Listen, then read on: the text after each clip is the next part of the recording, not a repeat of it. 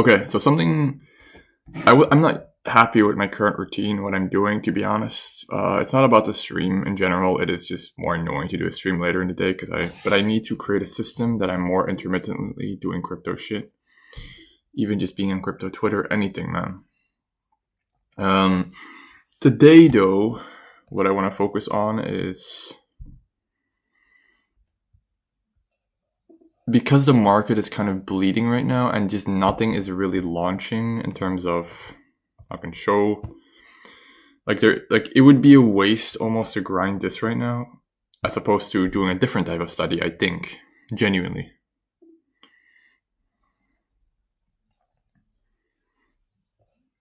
Like, unironically, there would be nothing profitable right now if I'm like waiting and optimizing my queries. There is nothing. That's not a joke, by the way. It's not like exaggerating. What about this 10x? Bro, this is one 10x in a week. I'm sorry, that is not profitable. There's no world, for example, where you catch 100% of what comes next, and if there's only one thing, you need 100%. So I have to renew my membership in like 2 days, and I'm thinking of not doing that for now. I'm playing a different game.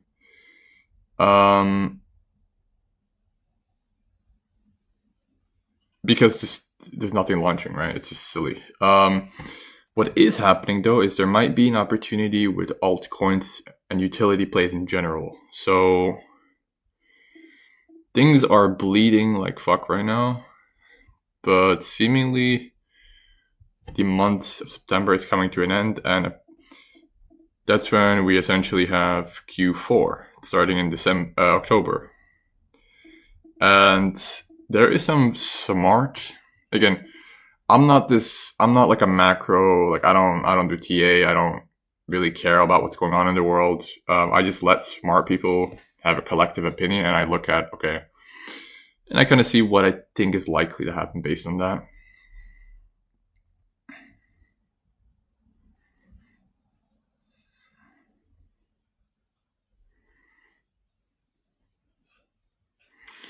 All right, so what I'm going to do is remind myself the debates right now. Bear market. I need to hear both sides and understand what's likely to happen. First tweet that comes up: September consolidation, October up, November up, December Bitcoin all-time high. January alt season for bear markets. But again, people want that to happen, so yeah, it's far more likely that it's over. And this guy's argument is he's recounting the 2021 kind of cycle of till 2023, where currently we're in this phase apparently, where we had this, and then now we're and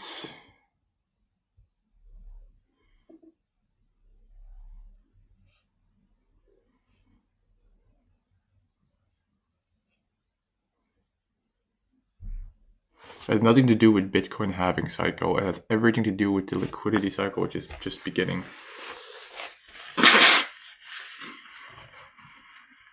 Gold just hit an all-time high. M2, what is it?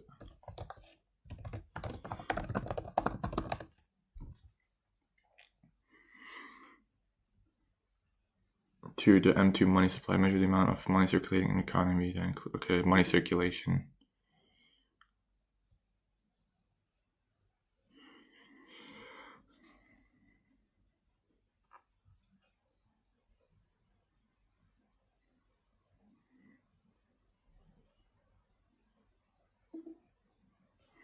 So even this guy believes alts will have a fun run.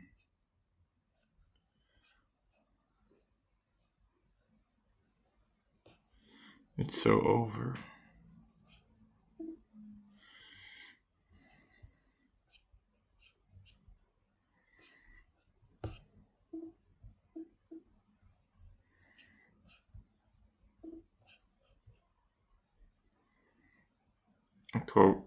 October historically has always been a dream. How can you fade?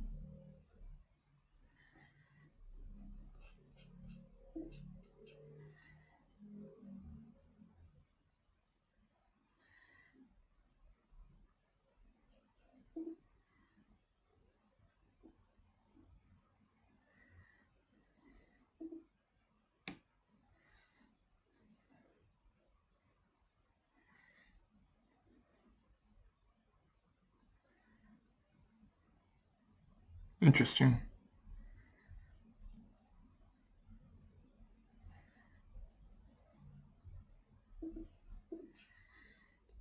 Percentage of months in which ETH closed higher than it opened.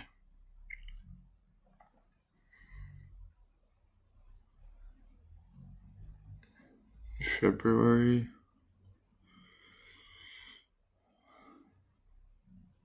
October, November.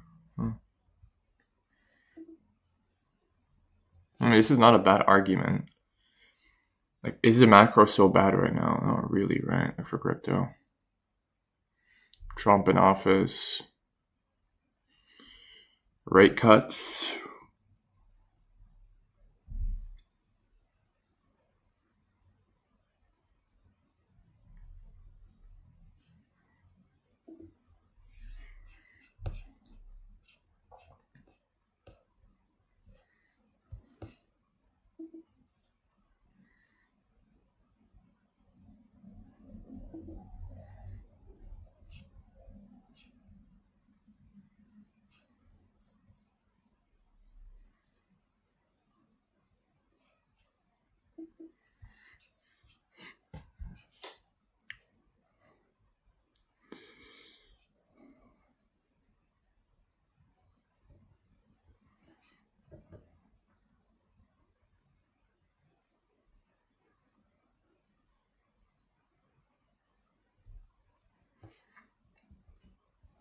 Interesting.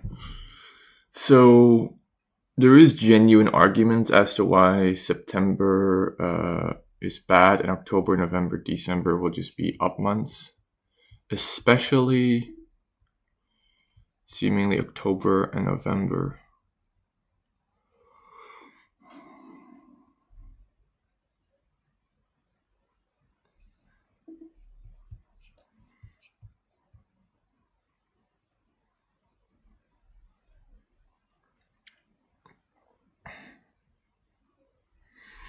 Okay, I'm gonna cope and say this might be true, and I think ETH might be, well, if we're literally about to enter Q4, ETH might literally just be bottoming now. Even the 4-hour, we're seeing, again, we had that dump, we're seeing some like consolidation, kind of. And bulls definitely fought a bit back when we hit 3,800. Again, this is kind of like armchair TA here, but I'm just trying to see what's possible. So what I wanted to do is today, for most of the day, because again, I'm on a time schedule here. I'll do a stream for 2 to 3 hours, but I want to create a decent list of, and then cut down as I'm further comparing, of what I think has potential to moon in Q4. And probably pick like pick, let's say, a couple. Which a couple? What does that mean? Two, 3, 4 that I think have the high. Well, we'll say three, which I think has the highest up, and then distribute my bag accordingly. I also want to create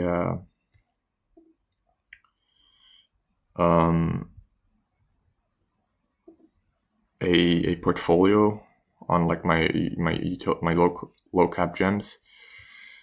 Yeah. So I'm thinking of entering before September ends in these altcoins and praying that there's an upside.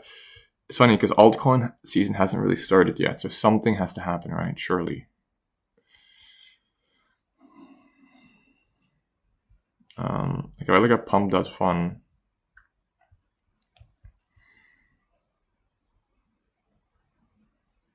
it is hella down, but we're seeing some sign of reversal, so that's kind of nice to see. I'm not buying pump.fun. I have no idea about this ecosystem. Buy what you know is a decent kind of piece of advice. Okay, so I have no idea and no one to really ask. So I'm going to start with the basic utility gem, maybe.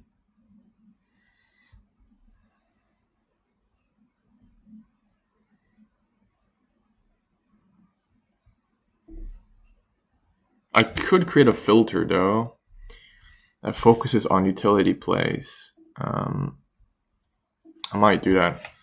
Utility. Also, guys, I started Utility Hunter query and it has nothing short of awesome in a very short time. Only difference is you gotta have time to vet them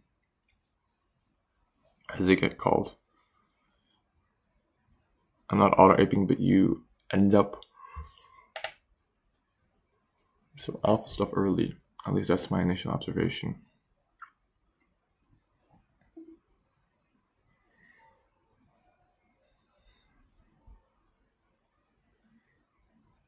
Yeah, I do fully agree with this. You should leverage and hunt for utility plays during crappy times.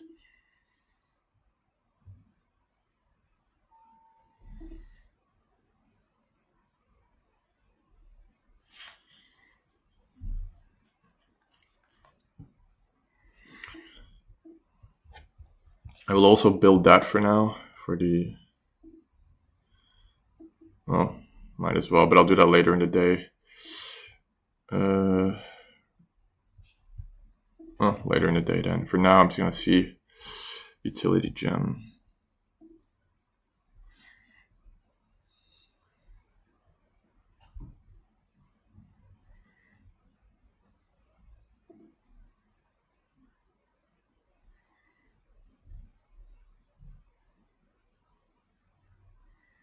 That's not the type of chart I want to be buying right now.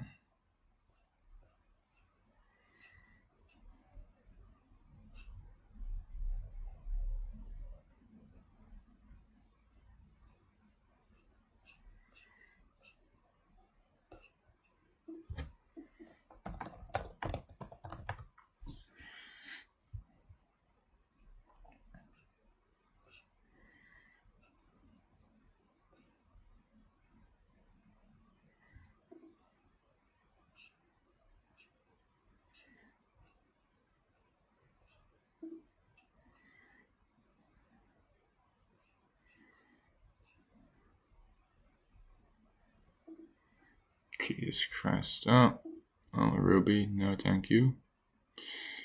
Because what I'm trying to do is filter for people who seemingly look like influencers and they have an incentive or they're advertised to sell something. You know what I mean?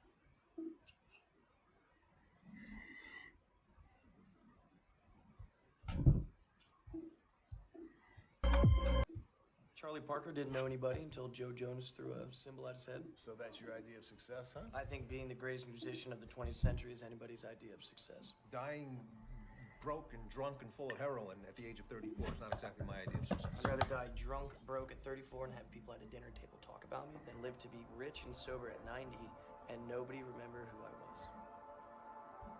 All right, gang. Whiplash.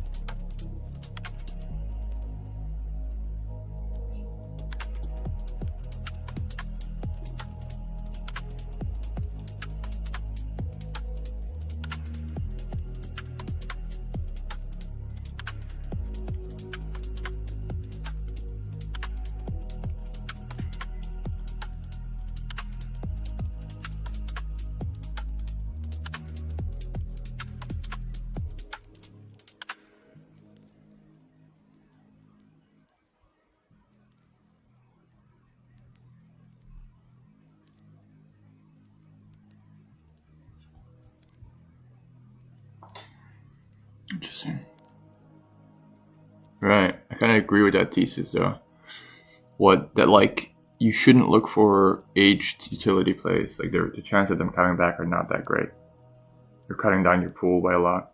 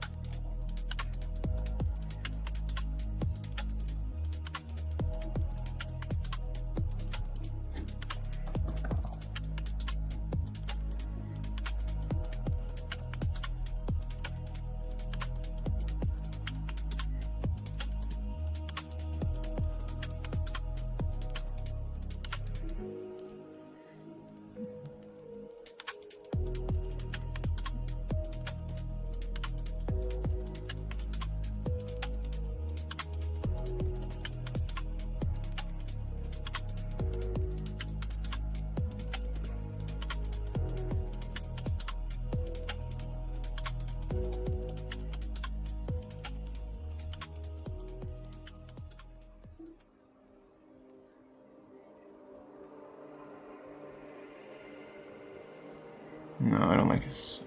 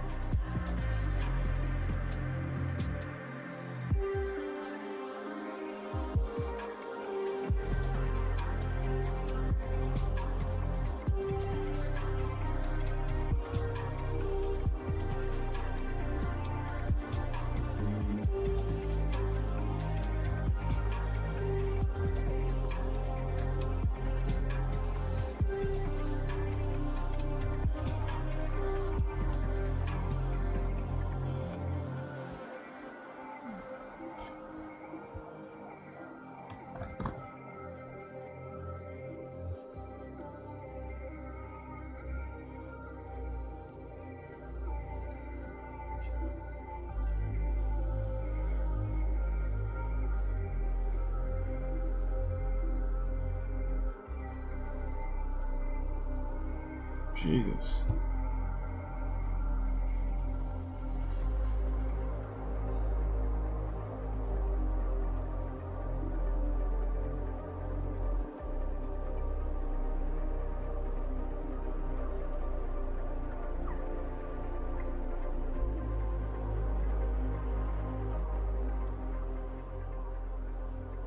Is this even the same one? Wait. I can play it, okay? Said not now! If you want the fucking part, earn it.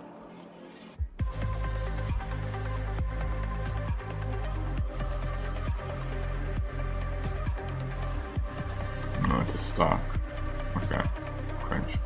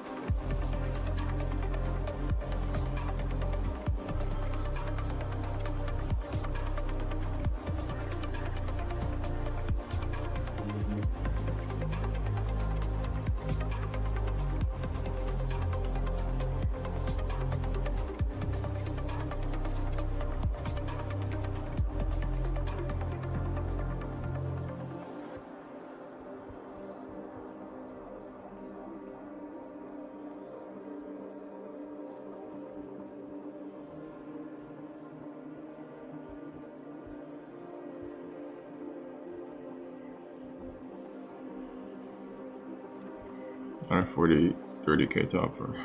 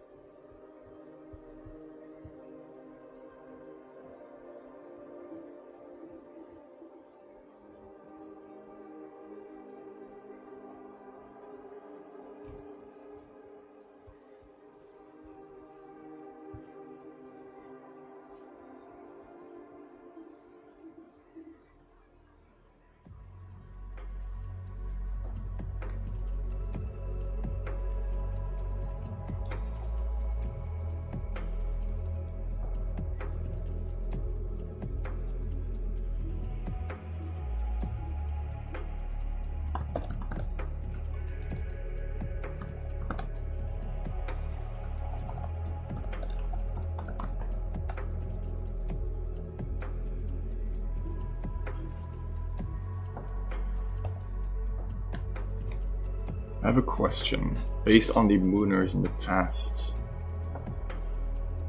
what do utility plays have in common? The ones that genuinely moon. I need to go back for this.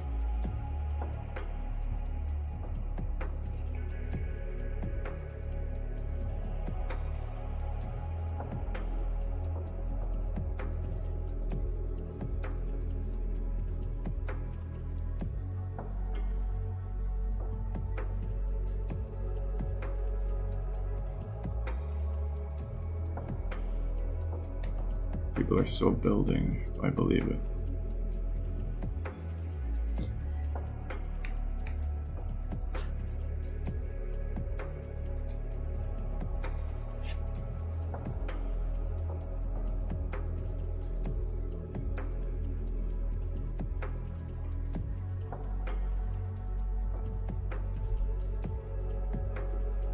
It's not binary though, man, that's the issue. You would expect it to be like low, but I mean, look at that.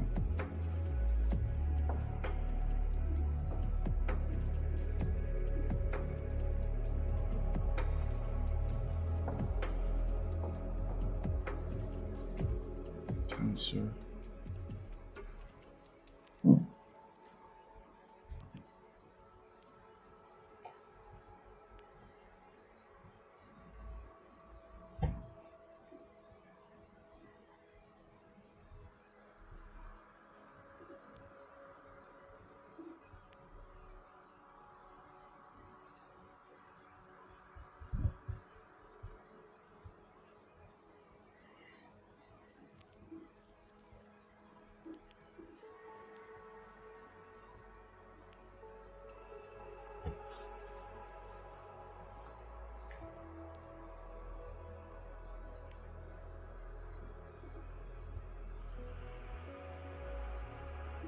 I think my odds are higher. Like this. I just have to look very carefully for what could come back. I have a question. The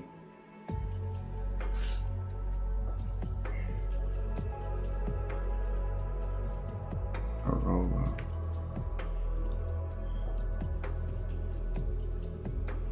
Arola. Are they still building?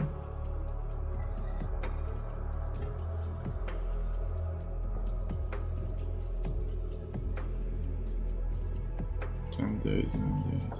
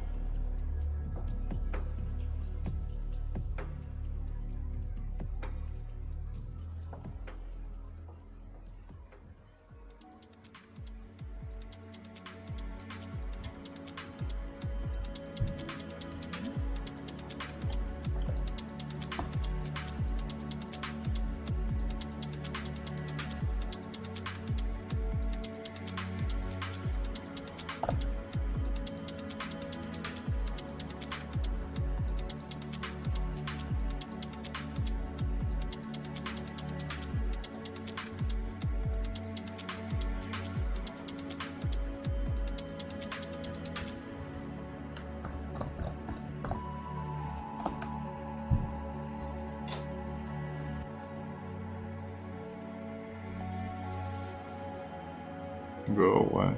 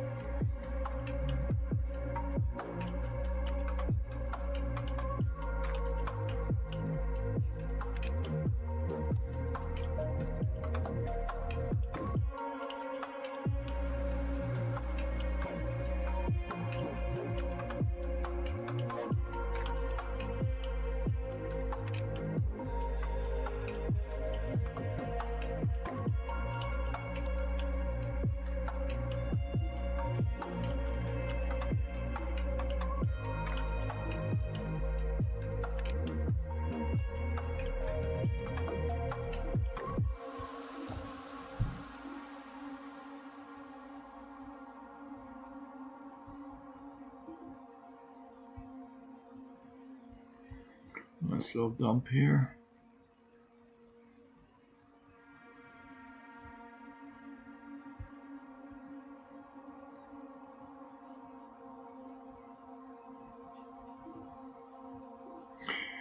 I'm looking for plays that I can hold.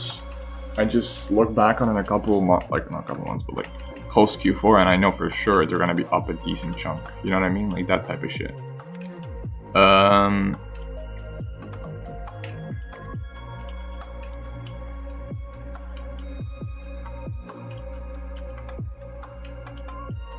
don't know, man. It's like streamer gamer shit. Like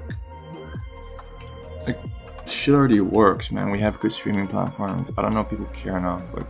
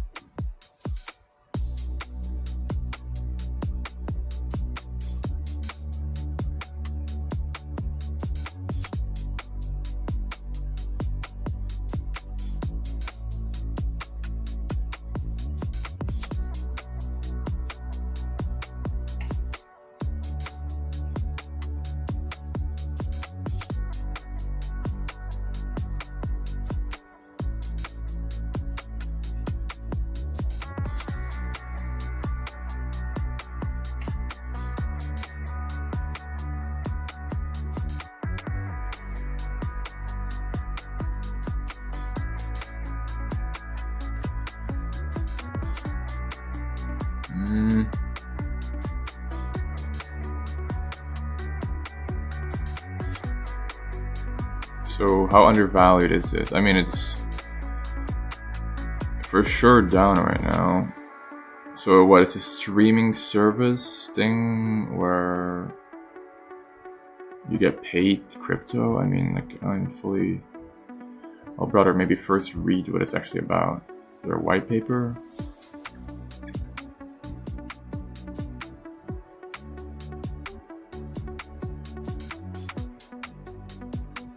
AI distribution app built to solve one of the biggest issues in gaming entertainment: content discoverability and engagement.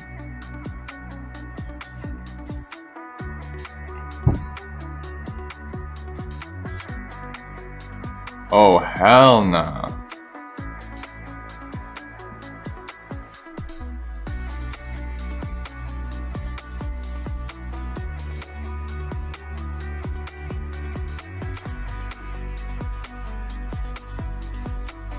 Fuck no, I don't know about this. I don't think so. I don't think so. Just hearing that itself. Maybe. I don't know. Put a small bag in, but even then, why would I?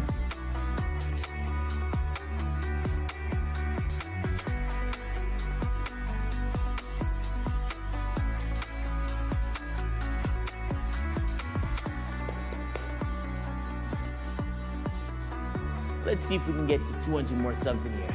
That'd be pretty impressive. Did you do this? That's pretty funny.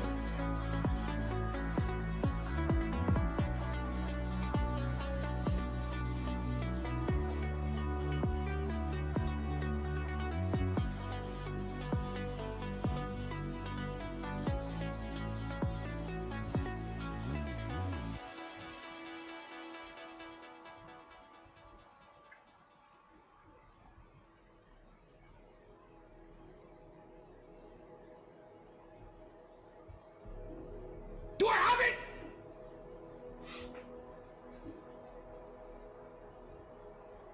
Do I have your attention now?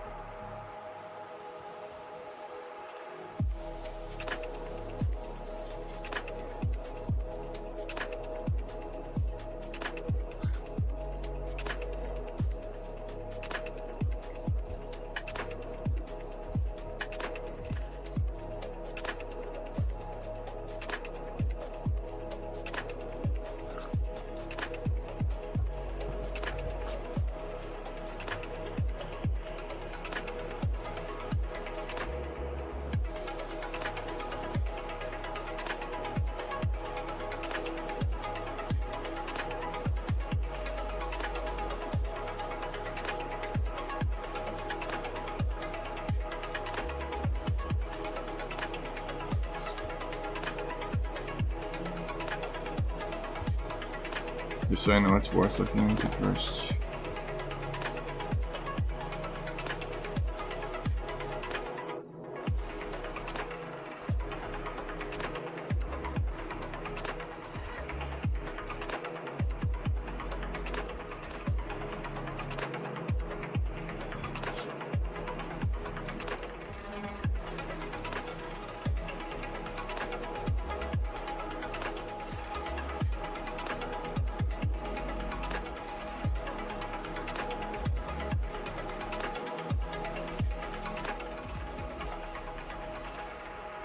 I remember reading somewhere that the future of crypto in part, or the next big narrative, could be robotics plus crypto, or like blockchain.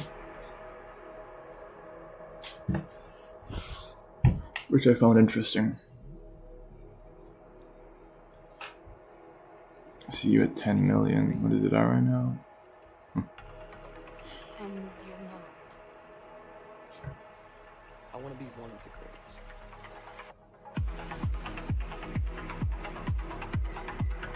Who is this guy?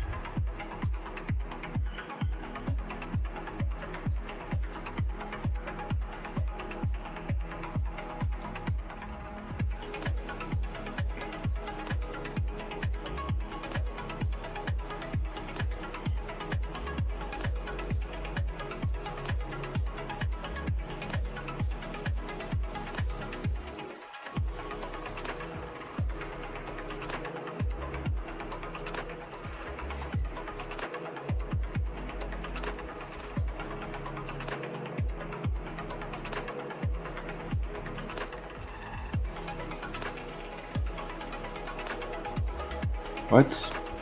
Project Soft trading himself for launch?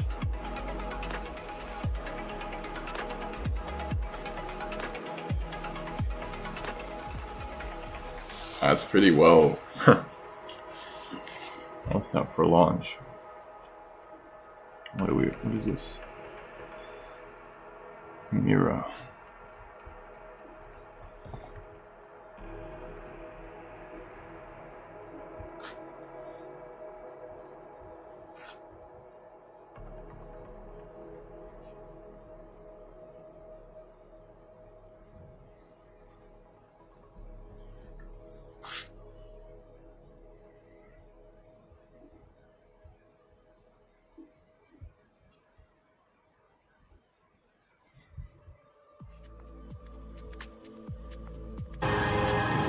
It's the D-Day of the Mira token TZE.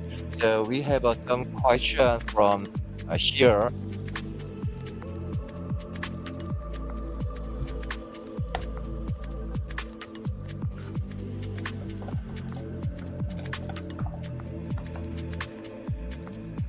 At 2 p.m. I don't know what this is about. Bitches. This is not trading yet.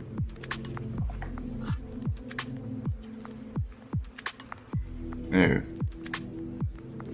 Mira network. It's on Sol. You. No way. No, it is not it. Okay.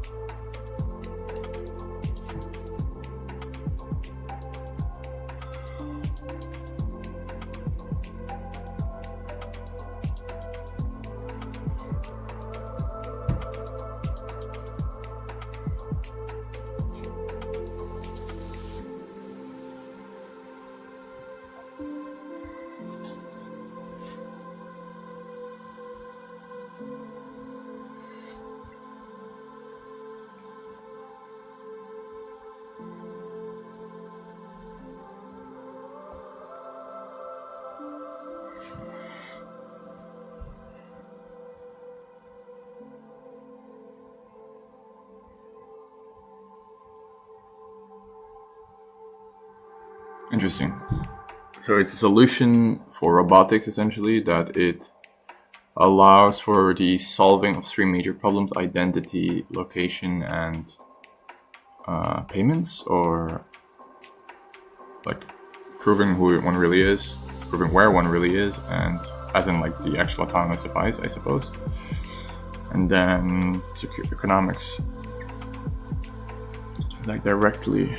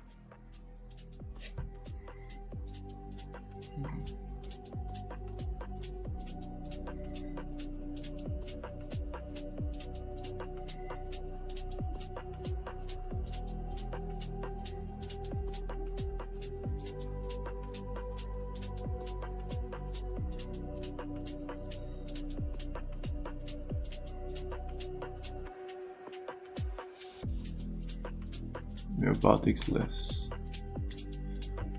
Robotics the next narrative.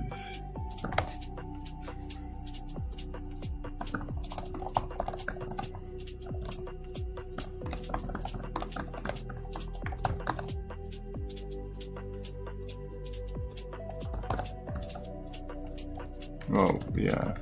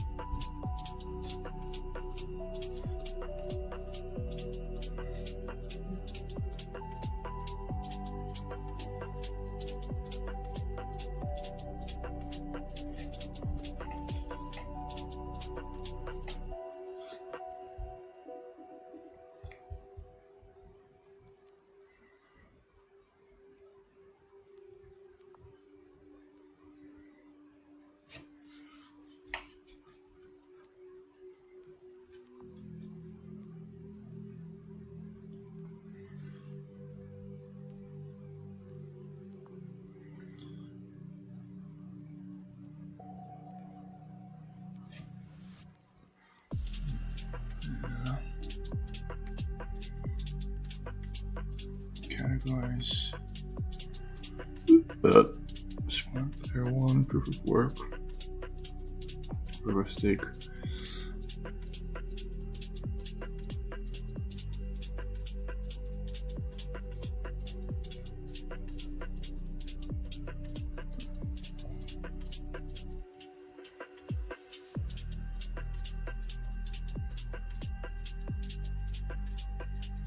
Trump affiliated.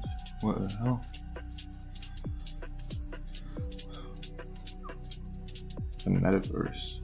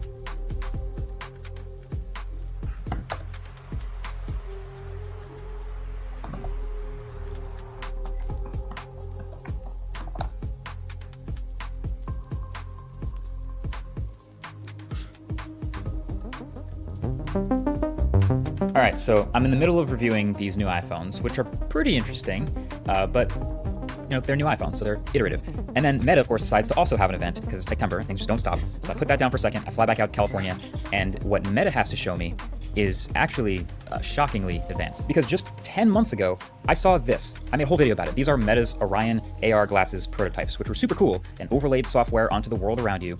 But they could never sell these things because the materials alone cost like 10 grand and they're a bit too cumbersome, and they have a whole separate stick with a computer in it that's nearby, and they overheat and the battery lasts like an hour. It was a cool proof of concept of a bleeding edge technology, but not a real product. Now here we are 10 months later, and they're handing me a finished product with a price tag and a release date. And it's these, the Meta Ray-Ban Display. Clever name, I know, but it's essentially an updated version of the Meta Ray-Bans, and it's massively better than the Orion prototype. Now, the main difference with these is these are a monocular display, meaning it's only showing up in one eye, the right eye, and it's fixed slightly lower and to the right of the middle of your vision, but it's still full color, plenty sharp, 42 pixels per degree to be exact, and more than bright enough to be seen outdoors. I tried these things outdoors. It gets up to 5,000 nits.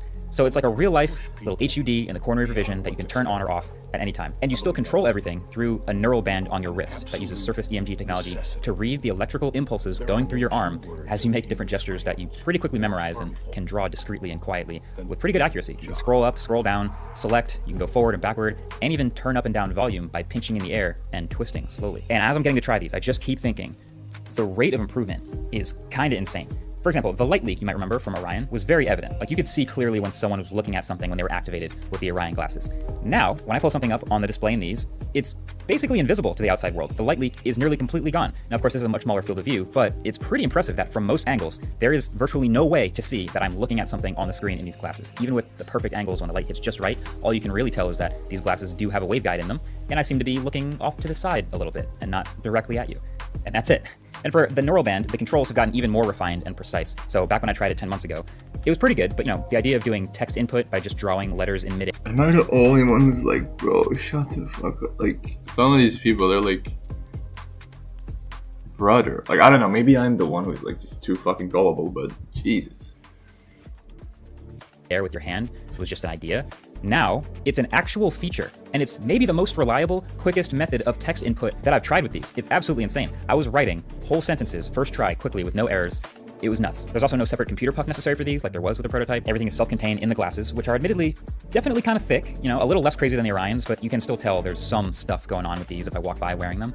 And they weigh 69 grams. Nice. So just as a non-glasses wearer, they are a little bit heavy. Like they're just heavy enough to not forget that I'm wearing them, but they're not super cumbersome, in my opinion. And of course, you cannot underestimate how much aesthetics matter if you're gonna be wearing this computer on your face. Like there needs to be some element of fashion. I think they look better in person than they do on camera. And there's also two colors, either black or sand. And they actually come with a matching colored neural band, black or sand as well.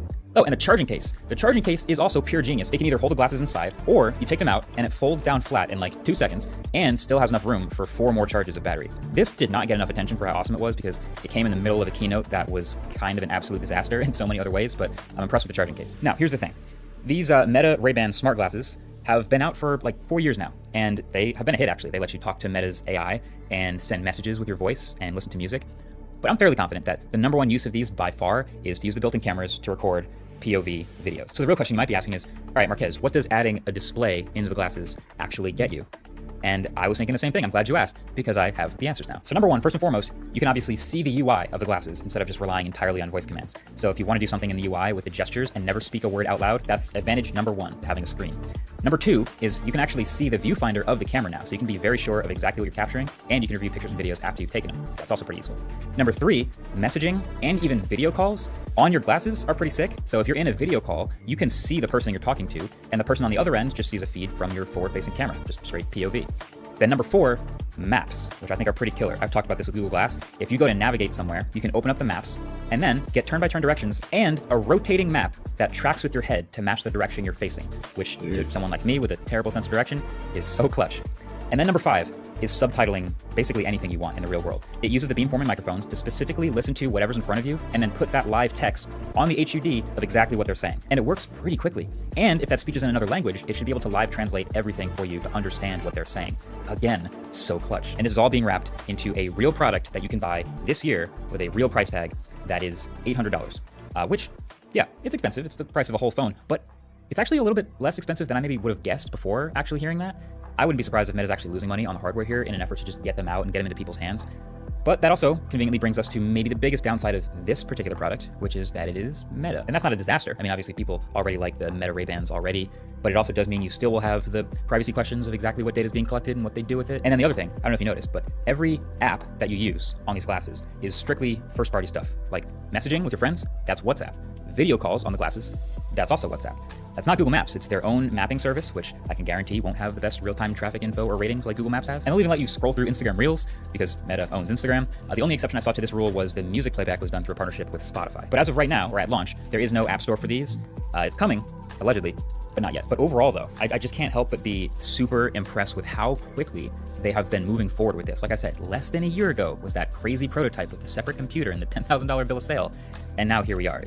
It's moving so quickly. And I know we're expecting other entries into the smart glasses space probably within the next couple months, I think from Samsung and from Google and maybe some others. But as of right now, these are the best smart glasses with a screen that I've tried, hands down. And the sad thing is you wouldn't really get that from the presentation at all. The keynote was so brutal, mainly because so many of the live demos that they tried went about as poorly as they possibly could have. I mean, I watched it live. If you get to watch that back, you'll know what I'm talking about. And it's unfortunate because the product is so cool and I gotta give them props for trying to do real demos instead of faking everything, I guess.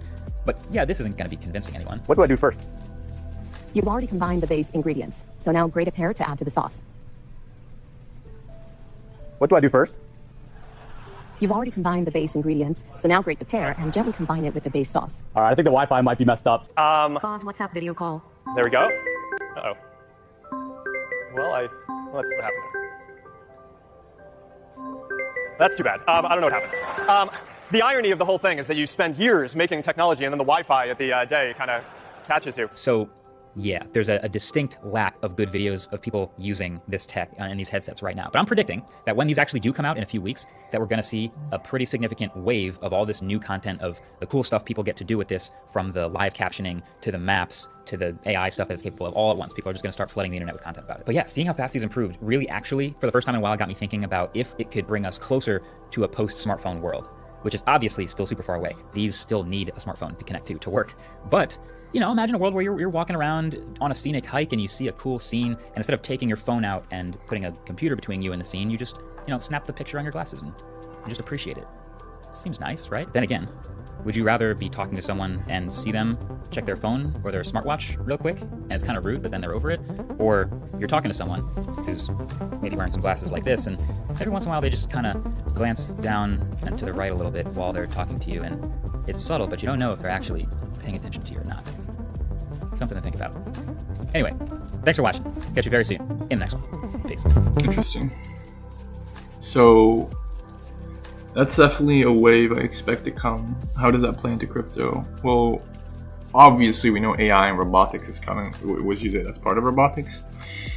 It's AI machinery, so...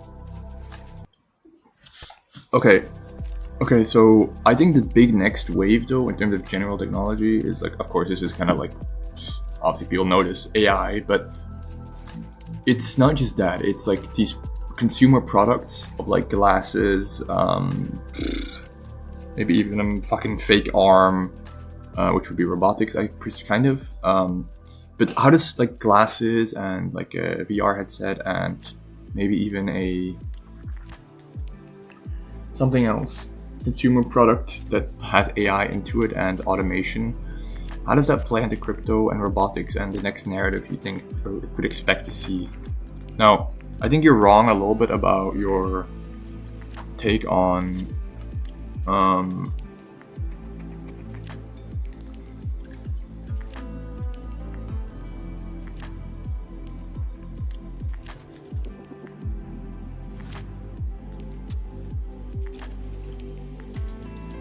but no, actually you might be right, but yeah.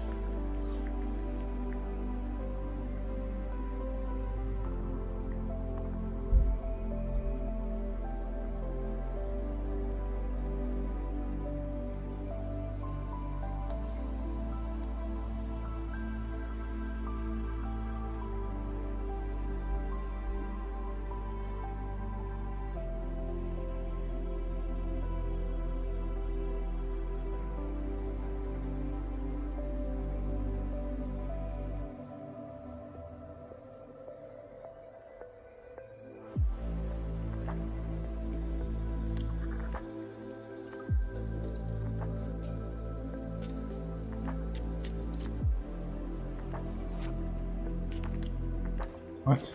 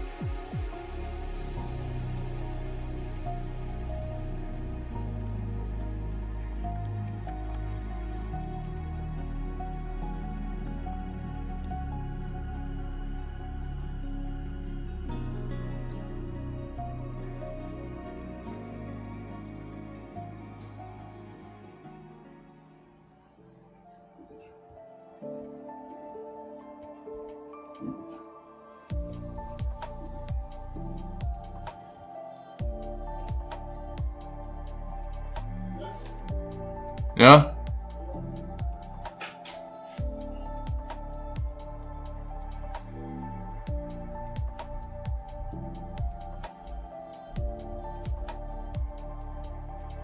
Wilder Robotics.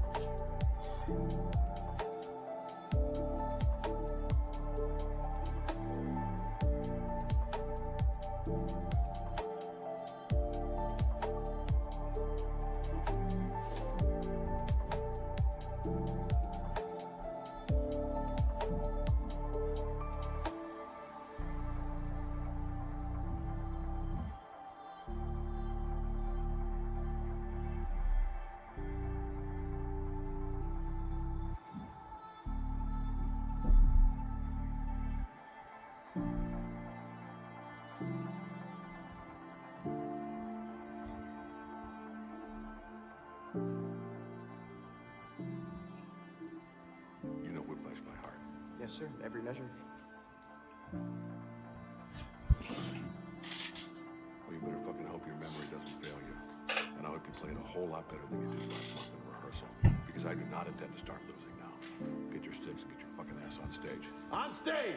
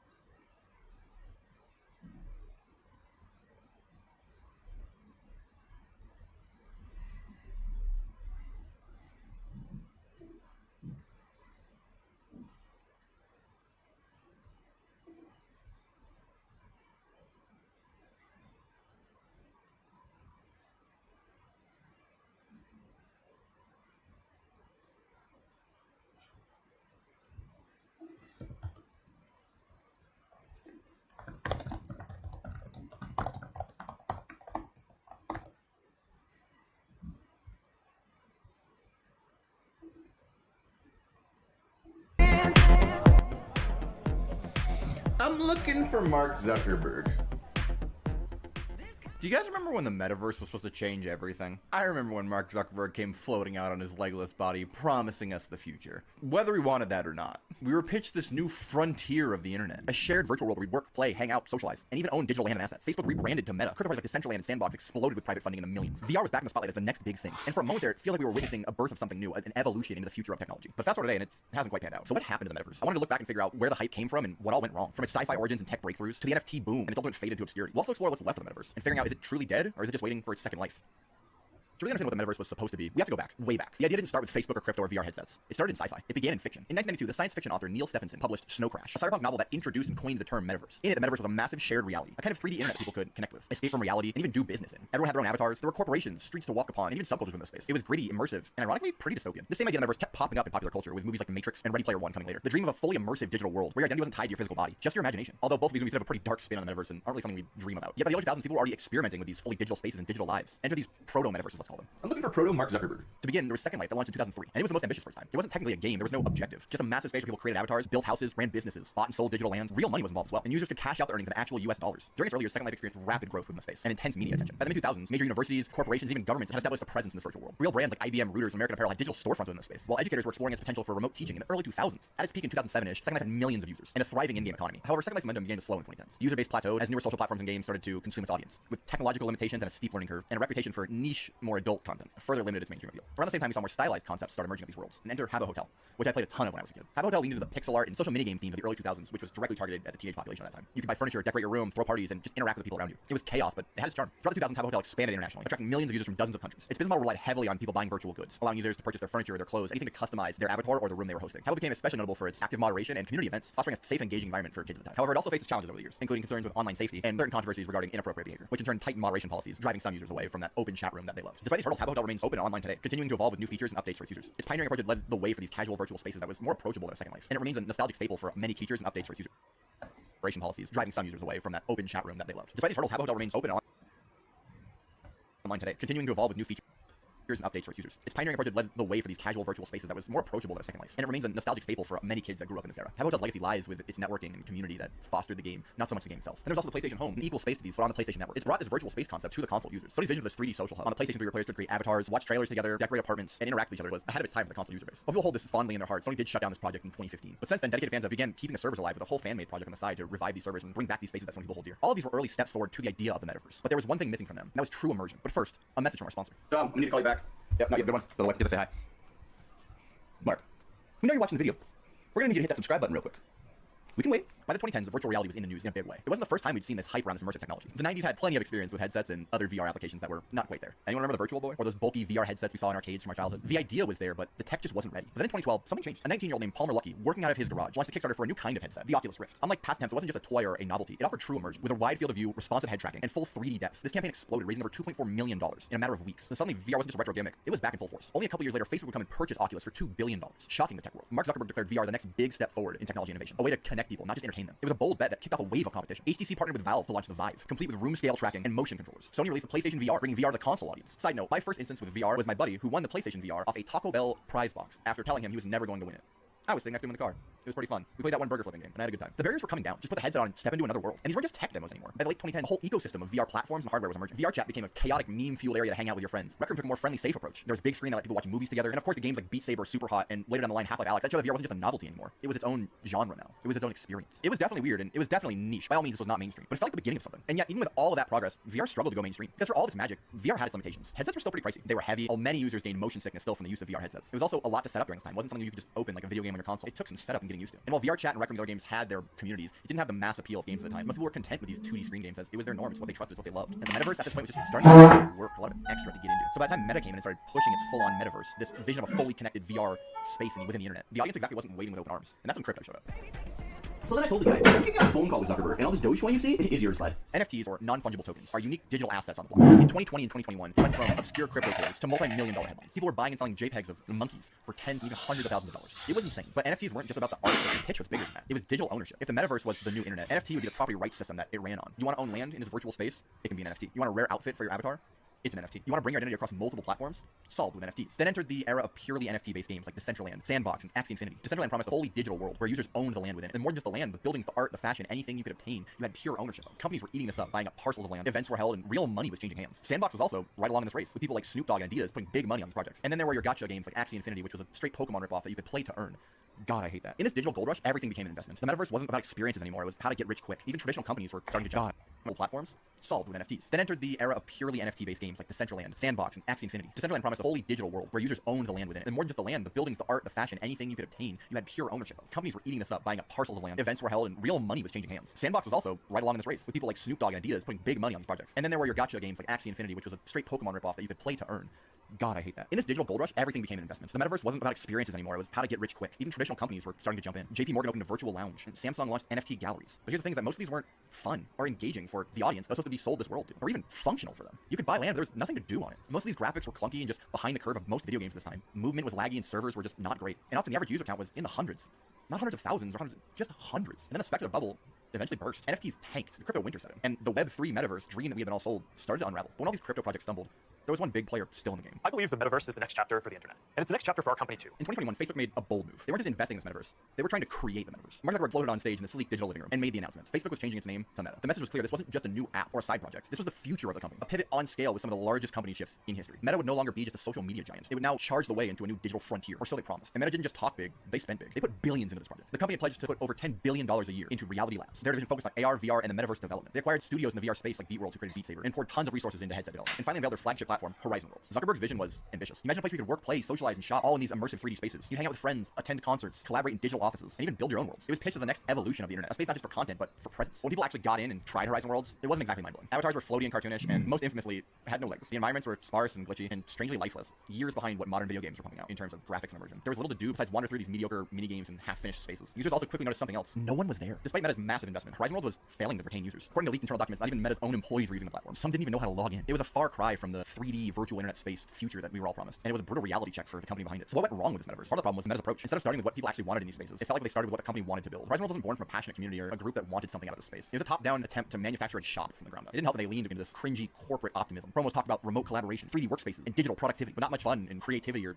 joy. The metaverse was pitched like a boardroom slideshow, not a playground. Horizon Worlds felt sterile, over-designed, and underloved. As Reality Labs burned through billions of dollars, the pressure began to mount. Investors in the project grew restless. Meta's stock price started to dip, and then layoffs hit. And behind the scenes, internal morale on the project reportedly suffered as teams were pushing a project that they just didn't believe in. reason. There was no passion from the creators, and that directly translated into the end product. Meanwhile, competing platforms outside of Meta's metaverse were doing great. They were thriving in their own weird way. Roblox, VR Chat, Minecraft continued to build actual communities, while Meta's grand experiment to create its community honestly failing. In public, Zuckerberg doubled down, appearing in interviews and product launches wearing his headset on stage, promising the future was just around the corner. But for many, it was starting to look like the project had no legs. Meta's big bet was supposed to ignite this future, this metaverse revolution. Instead, it just exposed how shaky the whole foundation of it really was. It wasn't that the idea of digital spaces was dead, but the scale and the speed and the top-down execution of this sterile storefront just missed the mark of what people wanted from these spaces badly. And just as Meta was preparing to launch even more into their metaverse dream, something else was rising behind the scenes, and that something was AI. Jarvis, send a Google Calendar invite to Mark Zuckerberg's helicopter. Fast, useful, and genuinely transformative. Generative AI arrived with a bang and shifted the focus of so many companies that we know in the past couple years. Tools like ChatGPT, Midjourney, and Stable Diffusion exploded in popularity. These systems didn't ask people to buy land, wear uncomfortable headsets, or reinvent their lives. Instead, offered immediate value to the customer. Writing help, art generation, coding assistance, and even companionship right from your phone or browser. Things you already knew how to use part of your daily life. Companies that had been all in billions of dollars in the metaverse quickly pivoted to jump into the AI race. Metaverse cut staff from its VR division quickly. It started showcasing its new AI projects. Microsoft went from buying VR studios to integrating GPT into their company. And even Google shifted its focus from immersive AR to dive deeper into this AI. And in less than a year, AI would replace the metaverse as big tech's next big thing. And while there are still tons of questions around AI and the ethics of this, that's a whole other topic for another video. The main problem was the metaverse was a promise for tomorrow, but AI was a tool for today. Nope, sources are telling me that the AI Zuckerberg clone is almost done, almost ready to go. So in reflection, what happened to the metaverse? It wasn't just overhyped. It was misunderstood and honestly misrepresented. It promised a future we weren't quite ready for. Built on technology that people really didn't want and sold with corporate buzzwords instead of substance. We were told we'd live, work, and play in these digital worlds. That our virtual lives would move into these online neighborhoods and communities and spaces. What we actually got was laggy, legless VR floating avatars and land speculation disguised as innovation. But here's the twist. I don't think the metaverse is dead, just redefined. We're still showing up as avatars, creating online identities, and forming real friendships in these virtual spaces. Whether it's VR chat, Roblox, MMORPGs, Discord, Minecraft servers, these are our online worlds. And maybe we don't need one giant metaverse. Maybe we already have thousands of little ones that fit what we're looking for individually, decentralized, unbranded, and personal to the experience. In the end, the dream of the metaverse was never about VR headsets or your crypto evaluation. It was about presence, connection, the feeling of being somewhere with someone when you're both miles apart. And if that's the case, maybe the real metaverse was never meant to be a product. Maybe it was just the internet with a new coat of paint. And after all, maybe the real metaverse was the friends we made along the way. I'm looking for Mark Zuckerberg. Thanks again as always for tuning in and listening to me talk for a little bit. If you don't mind hitting that like and subscribe button, it'd mean a lot to me. And here's 2 more videos YouTube thinks you might find interesting. If you're looking for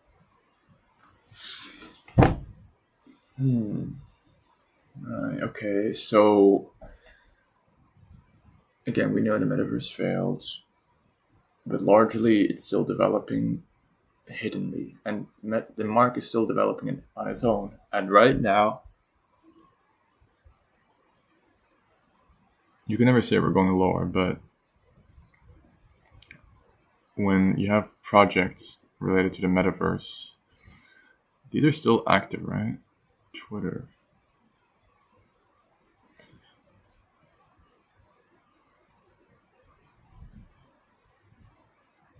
24 hours it did bump 35%. I want to know about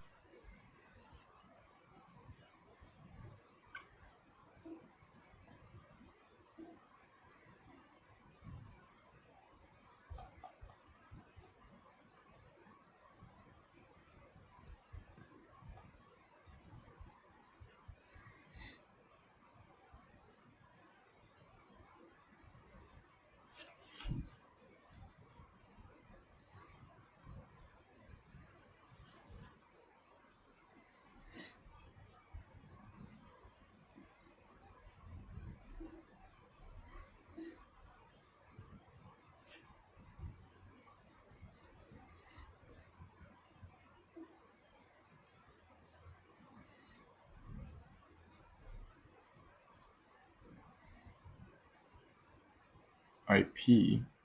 That's a category.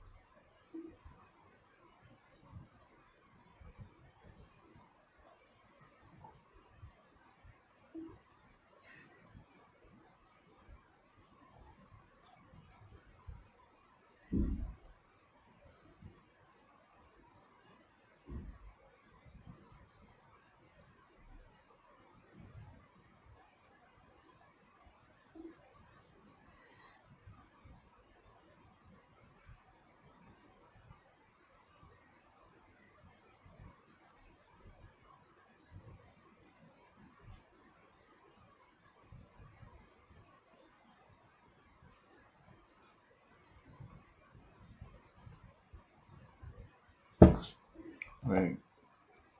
Yeah, how much?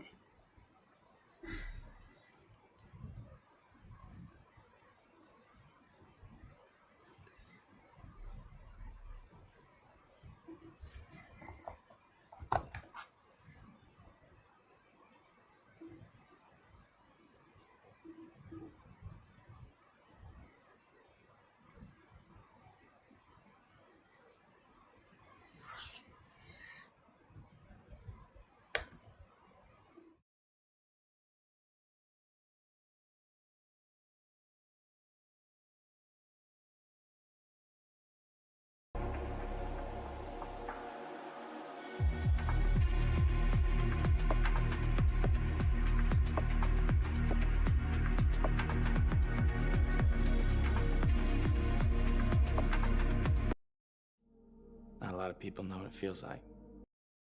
If you make yourself more than just a man, if you devote yourself to an ideal, and if they can't stop you, then you become something else entirely. Which is legend. People need dramatic examples to shake them out of apathy, and I can't do that as Bruce Wayne. As a man, I'm flesh and blood. I can be ignored, I can be destroyed, but as a symbol, I can be incorruptible. I can be everlasting. What symbol? Something elemental, something terrifying. You started. Why the mask? Protect the people closest to me. Yeah, but you were a loner, right? You didn't have any family? There are always people you care about. You just don't realize how much until they're gone. The idea was to be as simple. Batman could be anybody. If you make yourself more than just a man, if you devote yourself to an ideal, and if they can't stop you, then you become something else entirely. Which is legend. People need dramatic examples to shake them out of apathy, and I can't do that as Bruce Wayne. As a man, I'm flesh and blood. I can be ignored, I can be destroyed, but as a symbol, I can be incorruptible. I can be everlasting. What symbol? Something elemental, something terrifying. You started. Why the mask? Protect the people closest to me. Yeah, but you were a loner, right? You didn't have any family? There are always people you care about. You just don't realize how much until they're gone. The idea was to be as simple. Batman could be anybody. If you make yourself more than just a man, if you devote yourself to an ideal, and if they can't stop you, then you become something else entirely. Which is legend. People need dramatic examples to shake them out of apathy, and I can't do that as Bruce Wayne. As a man, I'm flesh and blood. I can be ignored, I can be destroyed, but as a symbol, I can be incorruptible. I can be everlasting. What symbol? Something elemental, something terrifying. You started. Why the mask? Protect the people closest to me. Yeah, but you were a loner, right? You didn't have any family? There are always people you care about. You just don't realize how much until they're gone. The idea was to be as simple. Batman could be anybody. If you make yourself more than just a man, if you devote yourself to an ideal, and if they can't stop you, then you become something else entirely. Which is legend. People need dramatic examples to shake them out of apathy, and I can't do that as Bruce Wayne. As a man, I'm flesh and blood. I can be ignored, I can be destroyed, but as a symbol, I can be incorruptible. I can be everlasting. What symbol? Something elemental, something terrifying. You started. Why the mask? Protect the people closest to me. Yeah, but you were a loner, right? You didn't have any family? There are always people you care about.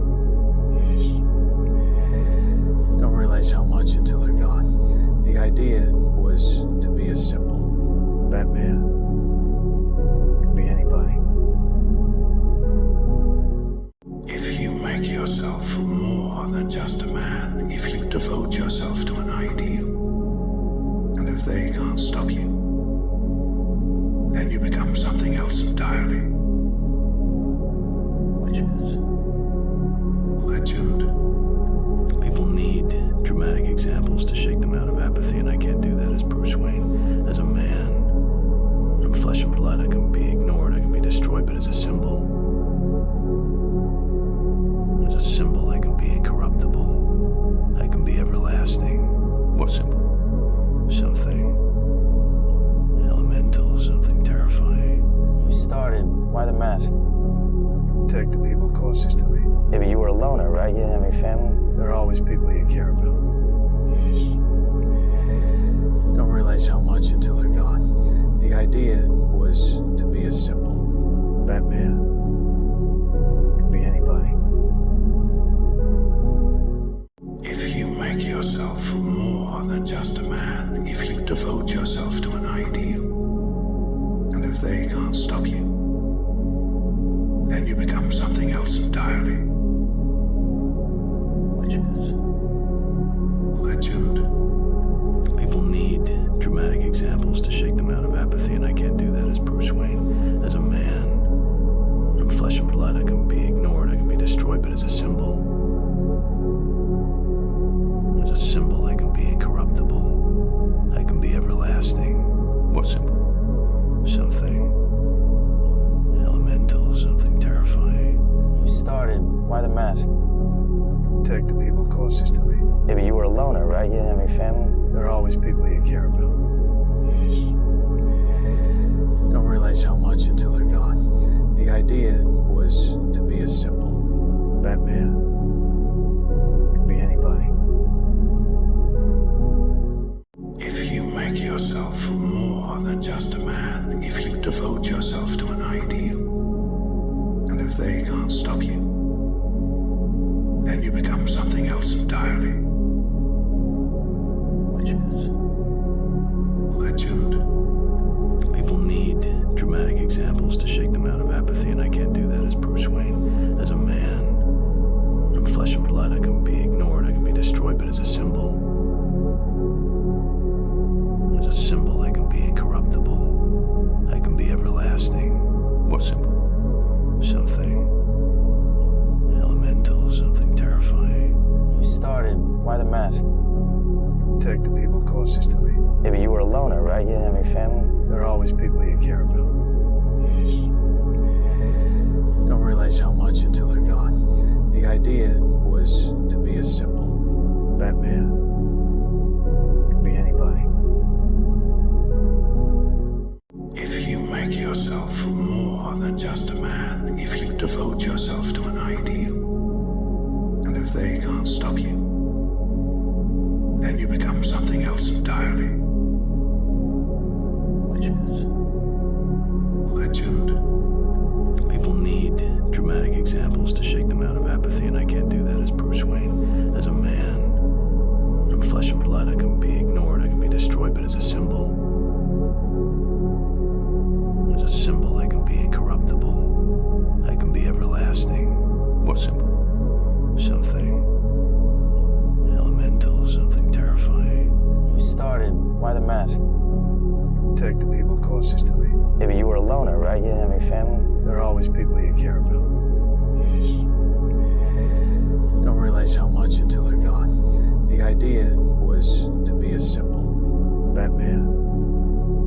Could be anybody. If you make yourself more than just a man, if you devote yourself to an ideal, and if they can't stop you, then you become something else entirely.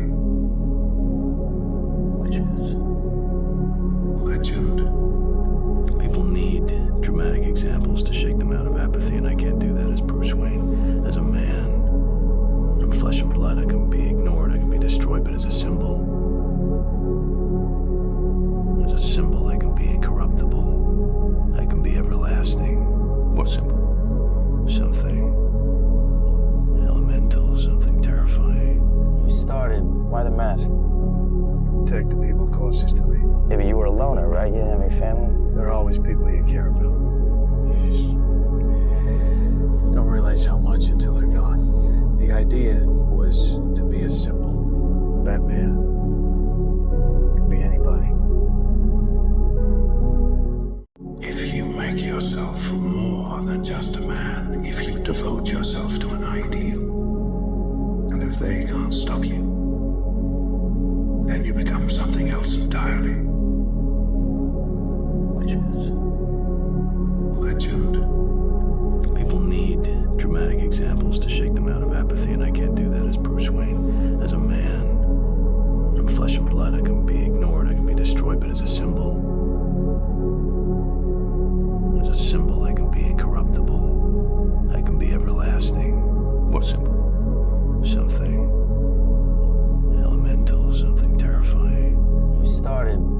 mask? Protect the people closest to me. Yeah, but you were a loner, right? You didn't have any family? There are always people you care about. You just don't realize how much until they're gone. The idea was to be a simple Batman. Could be anybody.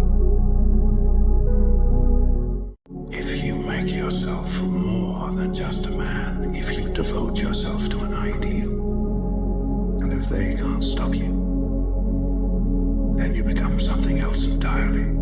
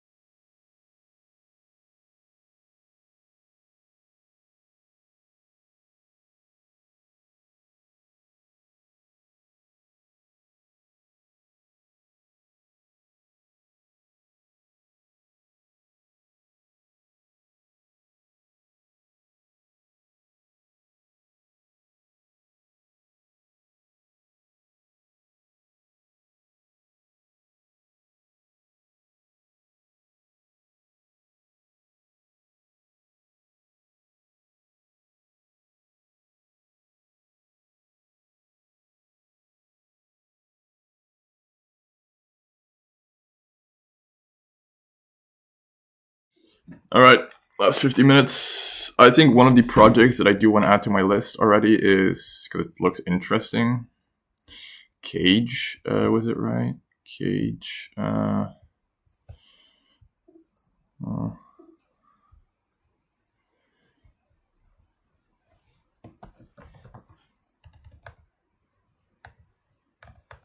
Where is it? Did I not follow it? Pretty sure I followed the X, right? Cage Network. I do follow them on X, right? Maybe not. I didn't follow them. Okay, so Cage Robotics Network. Let's add that to our list here. Let's close some of these tabs, because what the hell?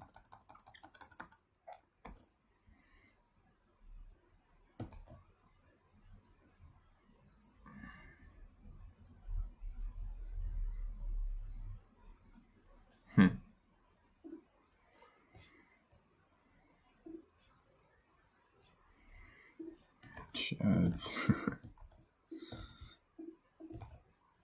All right, so name Cage Robotics Network, CA.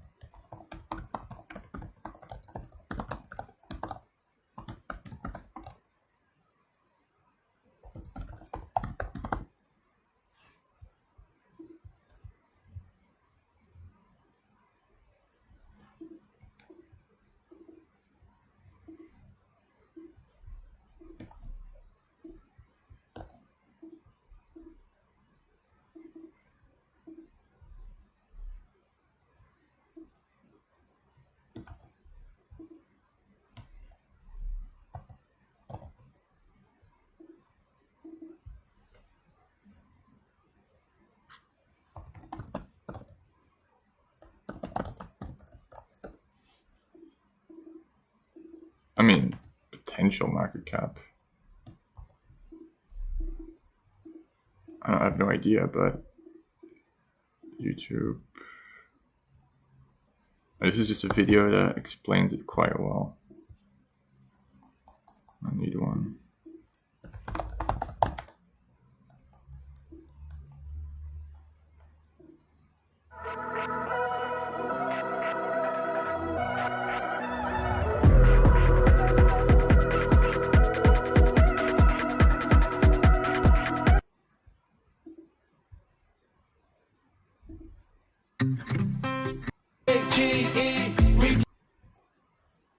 Okay. I like that they play into Elon and Trump, that they have some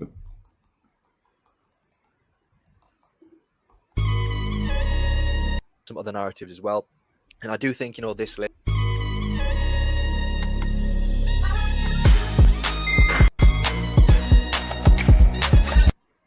What is going on, guys? Back with another video. So in today's video, guys, we are going to look at an emerging narrative which is gaining quite a lot of attention, and I do think has potential.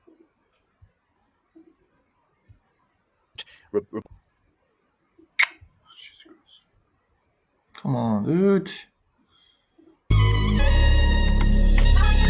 The video. So in today's video, guys, we are going to look at an emerging narrative which is gaining quite a lot of attention, and I do think has potential to be a big mover and also a fast mover, right? We're looking at robotics, and this is a narrative which is gaining a lot of traction, and it also does incorporate aspects of AI agents, and also deepin and some other narratives as well.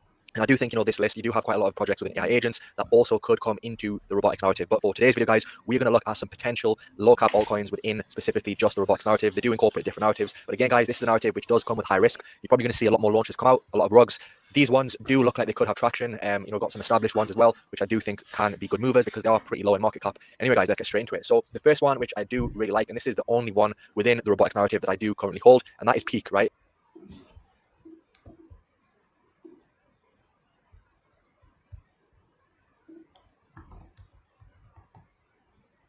I'm finished. And this is one that I have been DCing because I do think this is very close to a bottom, right? Now, again, guys, that is my own personal opinion. It could have a further drop, but when you consider that this was over 400 million at the start of January, and currently this is $78 million market cap, you're obviously having the unlocks, which has been one of the drawbacks, the constant unlocks. And you can see, you know, currently around 27% in circulation. So it does have inflation as well, but it does gradually reduce over the years, right? So the reason I like this, guys, is because for me, this is one of the best overall deep in, but it does gradually reduce over the years, right? So the reason I like this, guys, is because percent in circulation. So it does have. Hold on.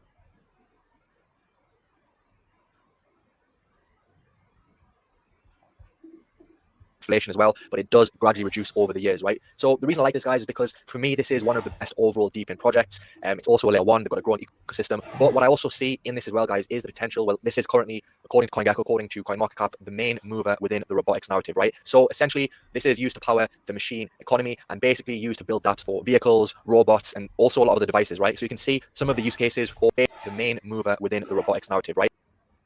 So essentially, this is used to power the machine economy and basically used to build dApps for vehicles, robots, and also a lot of the devices, right? So you can see some of the use cases for Peak. You've got the likes of, you know, communal humanoids. Humanoid robots can be owned by communities to perform, you know, repetitive tasks, which can also lower the barriers to adoption. And then it goes into more detail, right? You've got the likes of, you know, DAO-governed robo farms, right? Robotic farms. This stuff is crazy to actually think, but this is where the world's going, right? You've got things like, you know, automated delivery for food, noise pollution monitoring, but then specifically for robots, you've got robo cafes, right? Basically automated cafes, robo restaurants, robotic stores, robotic manufacturing, which obviously already is taking place for vehicles, that sort of thing. But in terms of play for robotics, Peak is definitely, I would say, currently the best one. Also gives you exposure to, you know, the layer one narrative, has a good ecosystem, deep in, and also, you know, sort of machine learning, right?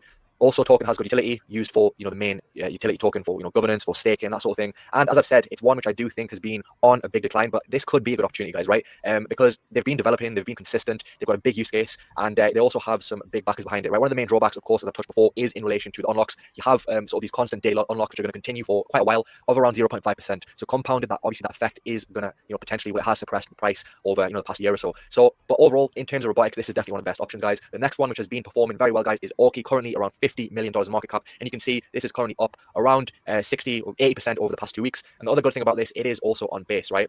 Listings wise, only really has MEXC and obviously the DEX in the form of Aerodrome and Uniswap. But you can see here, building the real world web. The Orky network makes the physical world browsable and searchable. Our goal is to make the physical world accessible to AI, right? So you can see here, we are building an external sense of space that machines and AI can use to collaboratively understand the physical world. They've also won some of these awards here as well. And you can see here, their mission is to improve civilization's cognitive capacity, our ability to think, experience, and solve problems together with other and AI. 70% of the world's economy is still tied to physical locations and labor. By building the real world web, we make the physical world accessible to AI co-pilots and robots. So you can see here also, it says here, trusted by Titans. I think these are some big companies across the world. And you can tell, guys, with this robotics narrative, there is a massive emphasis on the Asian markets. A lot of big companies within Asia, China, Japan, Hong Kong, South Korea, you know, a lot of these big companies are backers of some of these projects, right?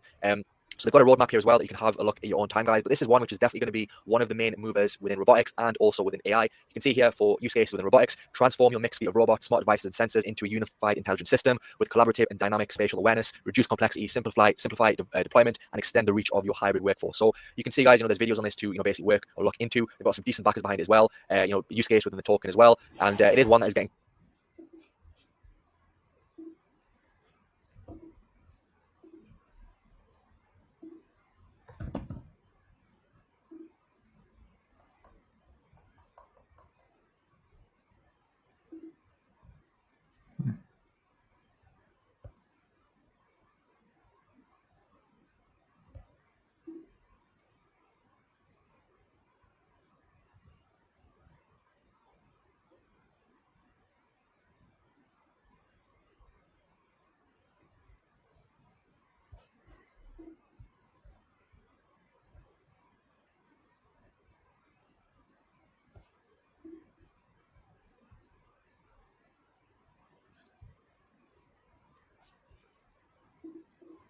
quite a lot of hype and attention. So it's definitely one to keep on your radar, right? You can see here, they're showing off their autonomous humanoids, their robots, which look pretty cool, guys, right? And again, it is quite scary to think how quick or how fast AI robotics is developing. And you can just imagine within 5 to 10 years what this space is going to be like. Next one, guys, which I think is also an interesting project, Rice AI. This one is also a new project, less than a month old. And this is one which has got links to Binance, right? It is on the Binance Smart Chain, currently around $20 million market cap. Obviously, this is a new launch. So essentially, I do think this is basically a company called Rice Robotics. And, you know, they make a wide variety of robots, which has got links to Binance, right? It is on the Binance Smart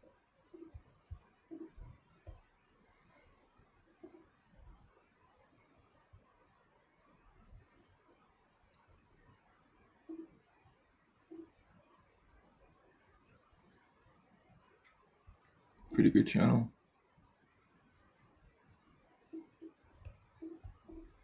Chain, currently around $20 million market cap. Obviously, this is a new launch. So essentially, I do think this is basically a company called Rice Robotics. And, you know, they make a wide variety of robots across Asia. You can see here in Hong Kong, Japan. And I think, you know, when you see, for example, these autonomous robots that help in, for example, cafes, you can see here featured in 7-Eleven. So you can see a Rice family delivery robot, disinfection robot, patrol robot for security, and also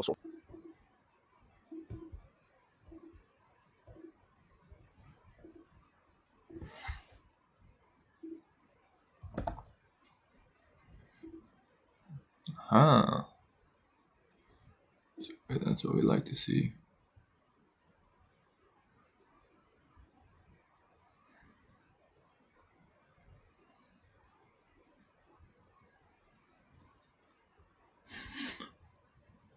$29 million.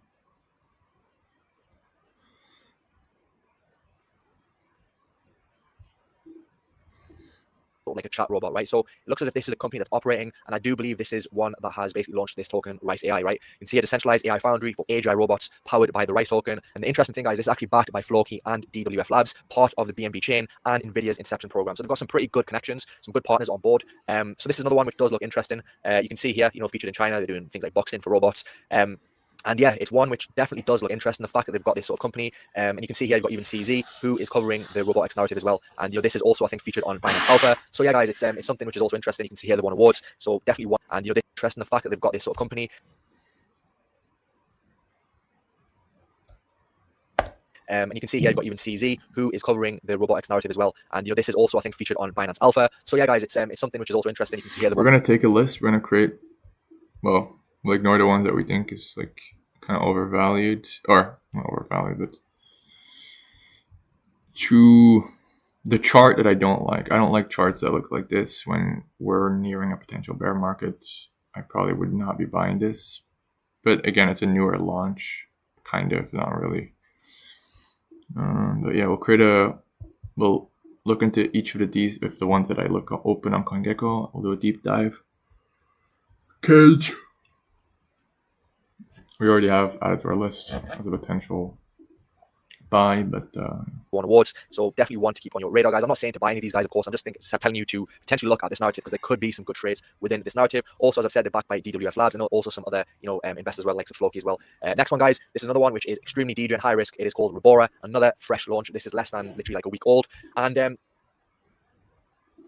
reason this caught my attention, and again, it could be a good trade, guys, but I'm not telling you to go and buy these. Someone who is called CryptoZack. This is a person who is basically sort of affiliated with Crypto God John, and also by default Alex Becker. A lot of the calls that he makes are also featured by Becker, and we've been told by Becker that he's interested in this narrative as well, robotics. And this is one which is very new, and you can see they do have this working website as well, Robora, Modular Robotics, Endless Innovation, powered by the Shenzhen Robora Automatic Robots Enterprise.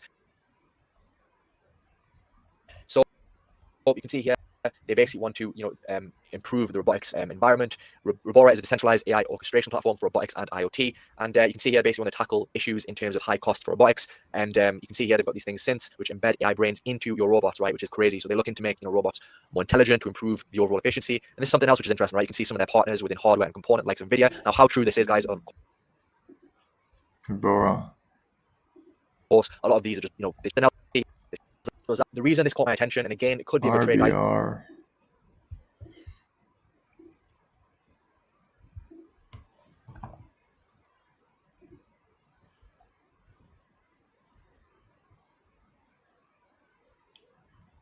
Interesting. 4 million seems to have bottomed a little bit here.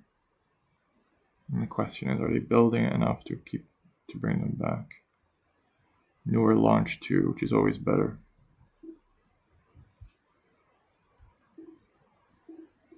But I'm not telling you to go and buy these. Someone who's called CryptoZack, this is a person who is basically sort of affiliated with Crypto God John, and also by default Alex Becker. A lot of the calls that he makes are also featured by Becker. And we've been told by Becker that he's interested in this narrative as well, robotics. And this is one which is very new. And you can see they do have this working website as well, Robora, Modular Robotics, Endless Innovation, powered by the Shenzhen Robora Automatic Robots Enterprise. So you can see here, they basically want to, improve the robotics environment. If I got this call when this came out 2 weeks ago, which was the date 10 September, it was at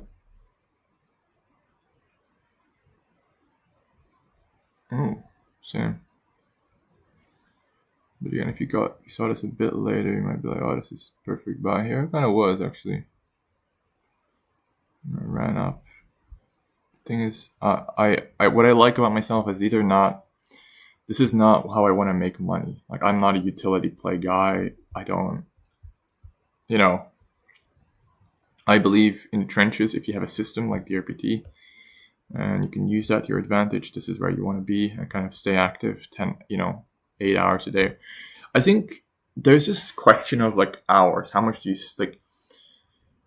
Research is clear that after like 4 hours, your brain gets kind of fried. Like, you can kind of like skim, watch YouTube videos. Like, yeah, I could do this like 8 hours a day, but the value is not that great. Like, you're not deeply processing a lot of shit, Robora is a decentralized AI orchestration platform for robotics and IoT. And you can see here, basically want to tackle issues in terms of high cost for robotics. And you can see here, they've got these things which embed AI brains into your robots, right? Which is crazy. So they're looking to make robots more intelligent, to improve the overall efficiency. And there's something else which is interesting, right? You can see some of their partners within hardware and component like NVIDIA. Now, how true this is, guys, of course, a lot of these are just, they just put these tags for these different projects. Even if it's something simple as, we don't know that they, really partnered with them, right? But you can see it has use case in terms of the tokenomics to basically design your different robots. So it's one which is interesting, right? The team's also fully doxed, and also, as I said, the fact that they are potentially going to be featured by some big influencers is interesting. They're also active on X. You can see here, this is some of their behind the scenes, and it is one which could be a good mover, guys, right? Of course, extremely high risk, $7 million market cap, and they don't have any centralized exchange listings. Obviously, it's only been out for around a week. And then the next one, guys, the final one, which is called Silencio. No centralized exchange listings. Robora, Modular Robotic, Endless Innovation. Does that seem low? I think kind of low resolution. Am I tripping? Powered by Zen Robora, Automatic Robots, LT Enterprise. Let me put this in.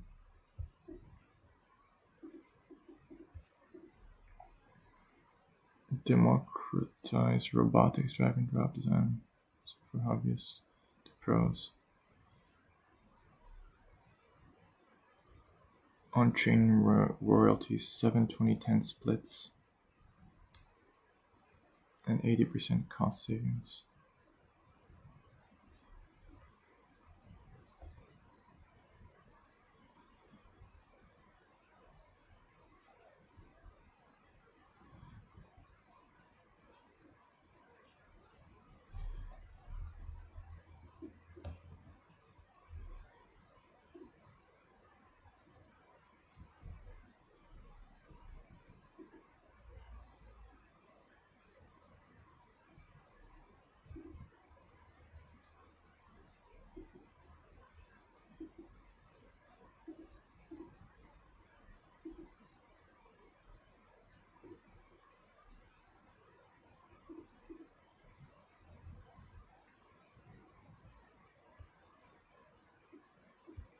Modular robotics. What exactly is modular robotics?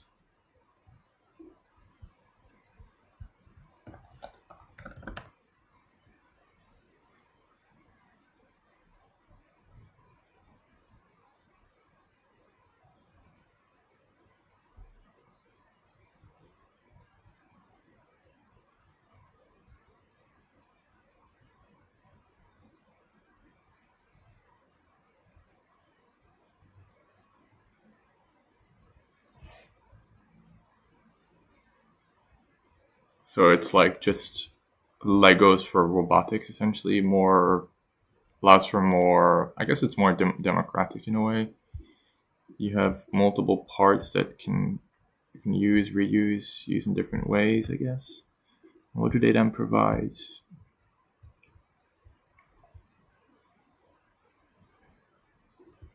That's a good question. Robora, is a platform for designing, customizing, and deploying modular robots and Internet of Things solutions using an intuitive 3D builder. It integrates blockchain for secure, immutable design registration, automated royalties via smart contracts, centralized compute leasing, and tokenized rewards. Okay, so it's a platform for essentially creating robots in a democratic fashion, and you get paid via smart contracts and ensures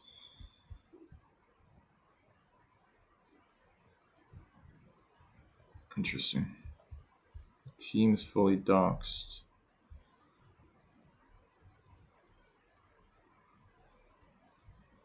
Google DeepMind. The autistic Asian guy.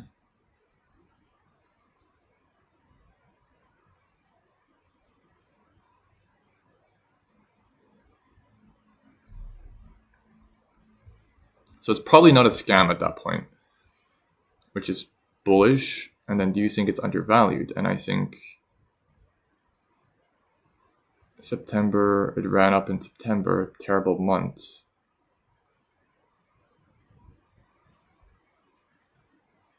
Could come back. What's going on its Twitter? Following list is bullish. Website looks good. Singapore. Oh, hell no. What else do they have?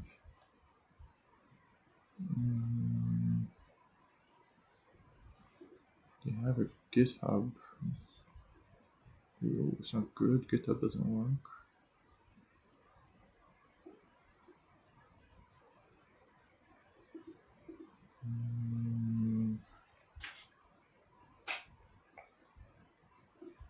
Excited to announce this integration of the Robora.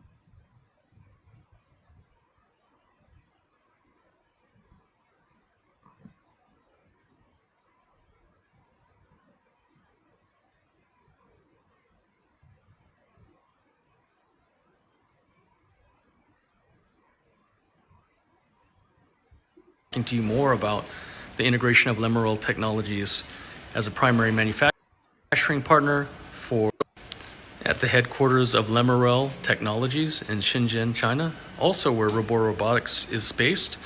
Here for introducing one of our key component and technologies in Shenzhen, China, also where Robora Robotics is based. Here. Wait, where is Singapore? Oh. For introducing one of our key component and hardware manufacturing partners. Look forward to introducing to you and talking to you more about the integration of Lemeril Technologies as a primary manufacturing partner for Robora Robotics. Robora Robotics is so proud to provide you an exclusive glimpse into our partnership with Lemeril, a prime manufacturer of some of the hard components for robotics protocol and framework. As you can see, ISO 2001 level factory, you can see chipsets and boards being produced. You can see the actual QC and also the programming portion of some of the components being rendered. You can see also the programming, etc., and the chipboard language, and then, of course, the Easter egg. At the headquarters of Lemeril Technologies in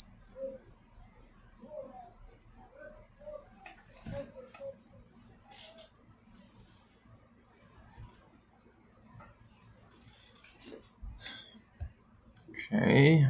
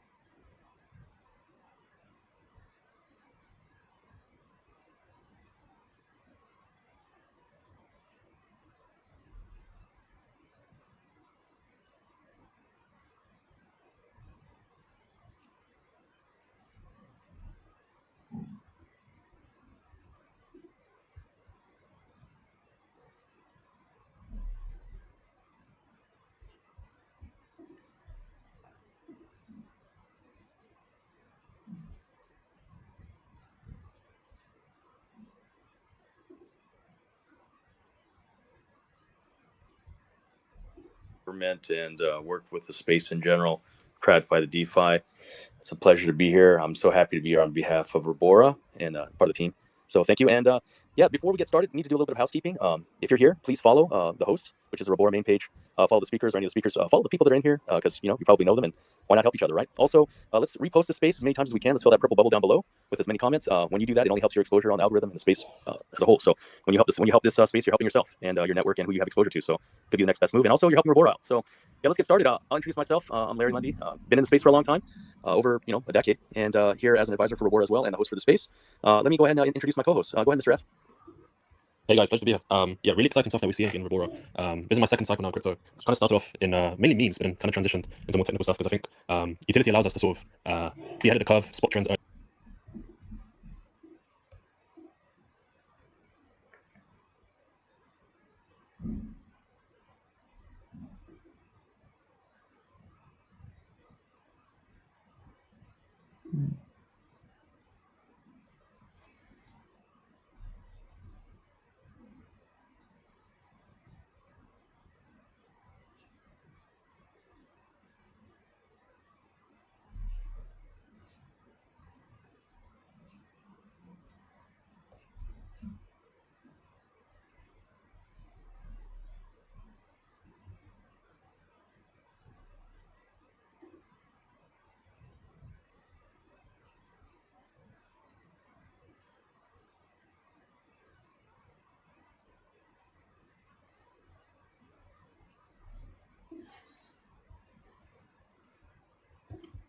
Let's see what this is about. Just might be interesting.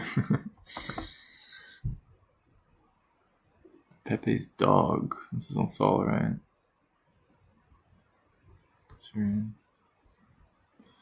Oh boy. So he tweeted this in August 21st.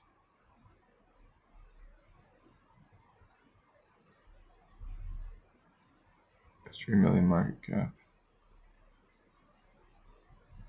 When did this launch? 2025. It's still kind of freshish. Yeah, it is definitely bottomed. Well, no, it's not bottomed, but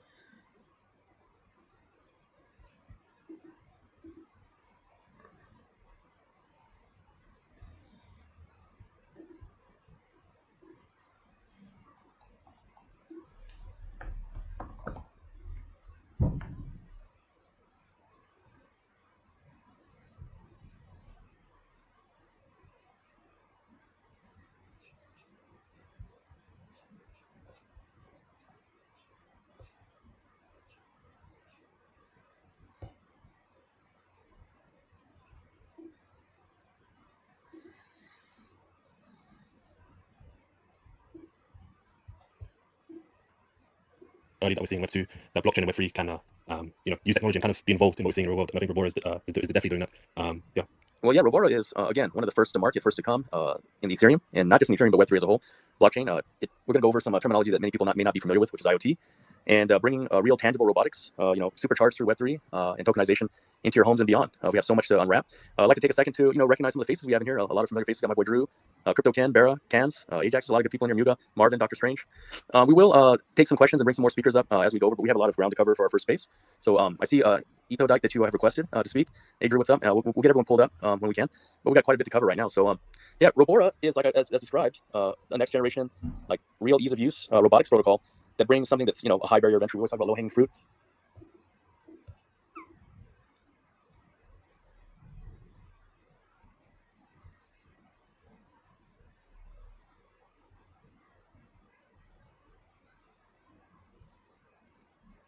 Jesus.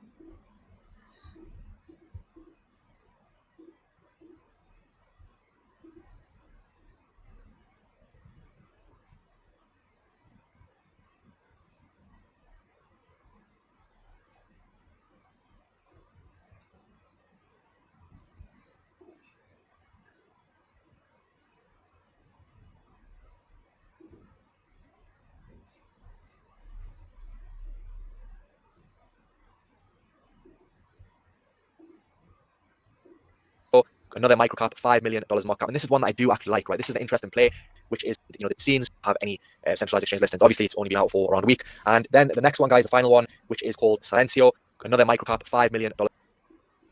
Silencio.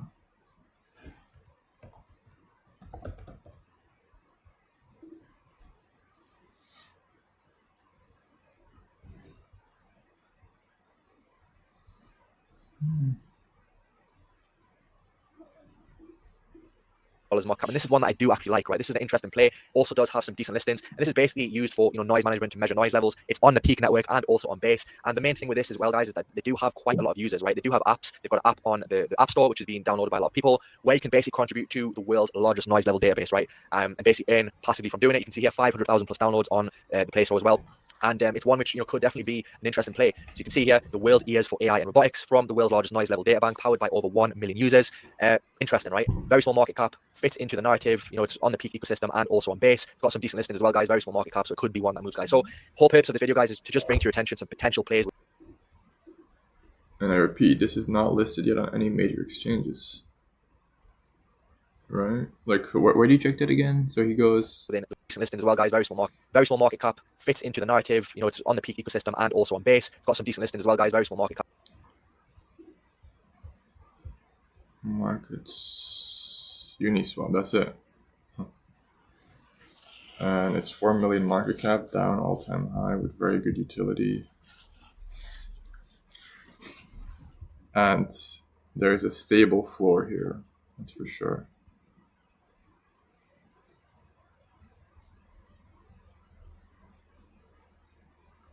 Is there vesting or something?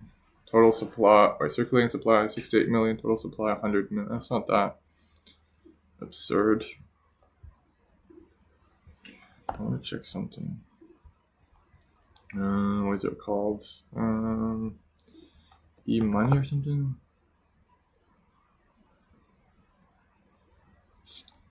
Scale up E-money or something. E-money network. E-money. What happened to this guy?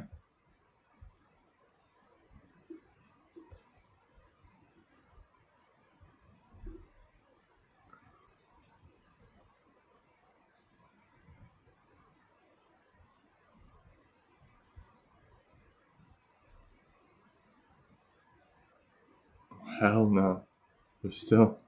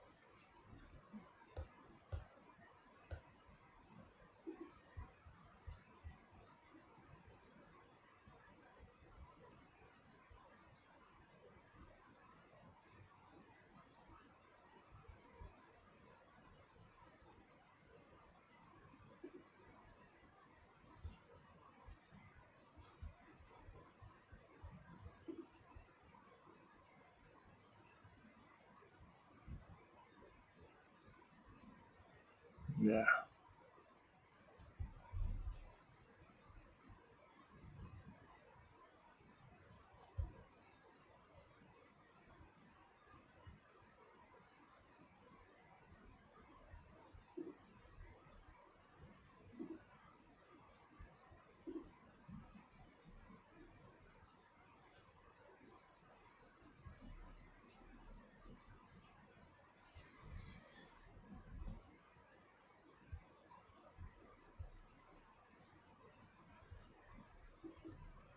Respect though, man. Holy shit.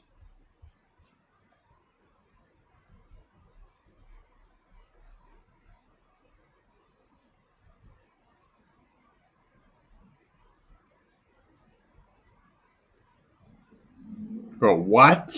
Is this still not launched? Is this a joke? Hold on. Is this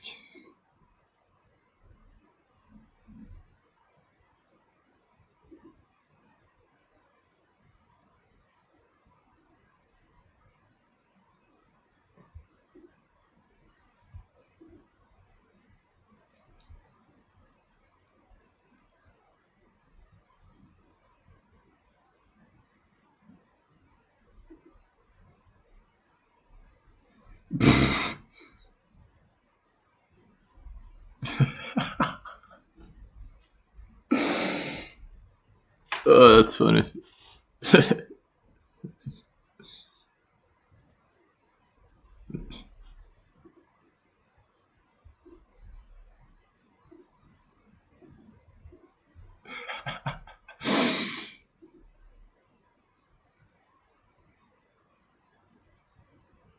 Jesus, they're still building. Wait, so let me understand. So they have, it's called e-money now, obviously, but the Scallop token is still a thing.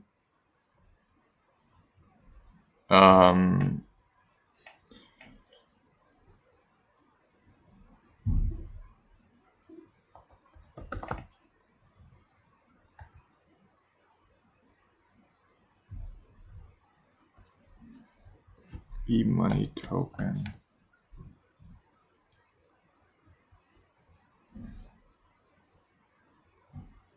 ENYC.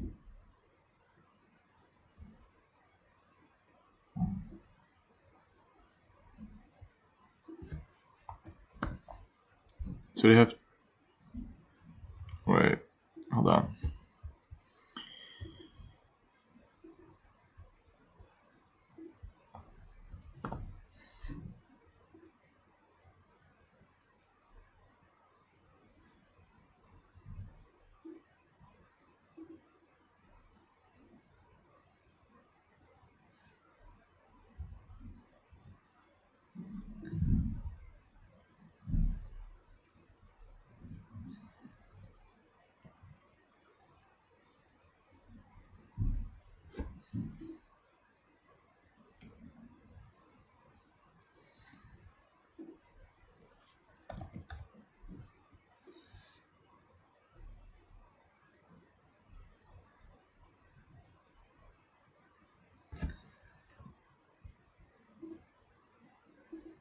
I mean, they're the same price. What's the point?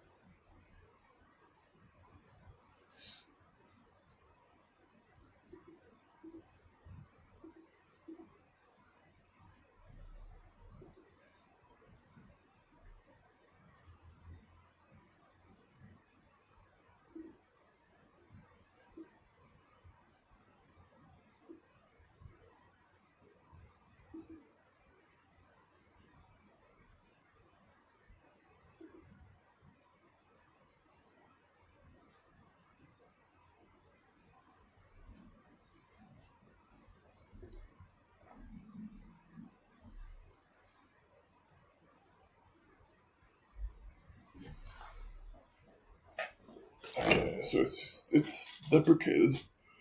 It'd be retarded to buy that. Okay, that makes sense then. Why it's that low? So yeah, this is deprecated, and this is not really low enough to where I trust it.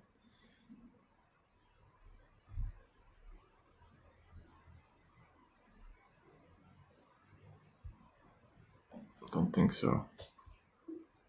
Let's continue our video though. So it could be one that moves, guys. So whole purpose of this video, guys, is to just bring to your attention some potential plays within the robotics narrative. Some of these do look interesting. Of course, do your own research, guys, and let me know your thoughts on other potential robotics plays to look into, and I'll see you soon for the next video.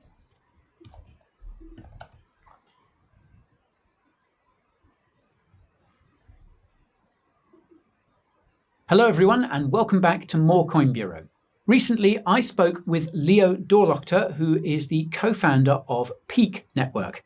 Now, for those unfamiliar, Peak is a DePIN or Decentralized Physical Infrastructure Network project, and they are... Now, for those unfamiliar, Peak is a DePIN or Decentralized Physical Infrastructure Network project, and they are basically building out the machine economy. Now, before I ask Leo exactly what the machine economy is, full disclosure, Peak is a project that we here at the Coin Bureau invested in its early stages, We're very proud to have invested in it, and we think it is doing some excellent things, but do keep that in mind before watching today's interview. Okay, that's enough from me. Let's catch up with what Leo and I had to talk about.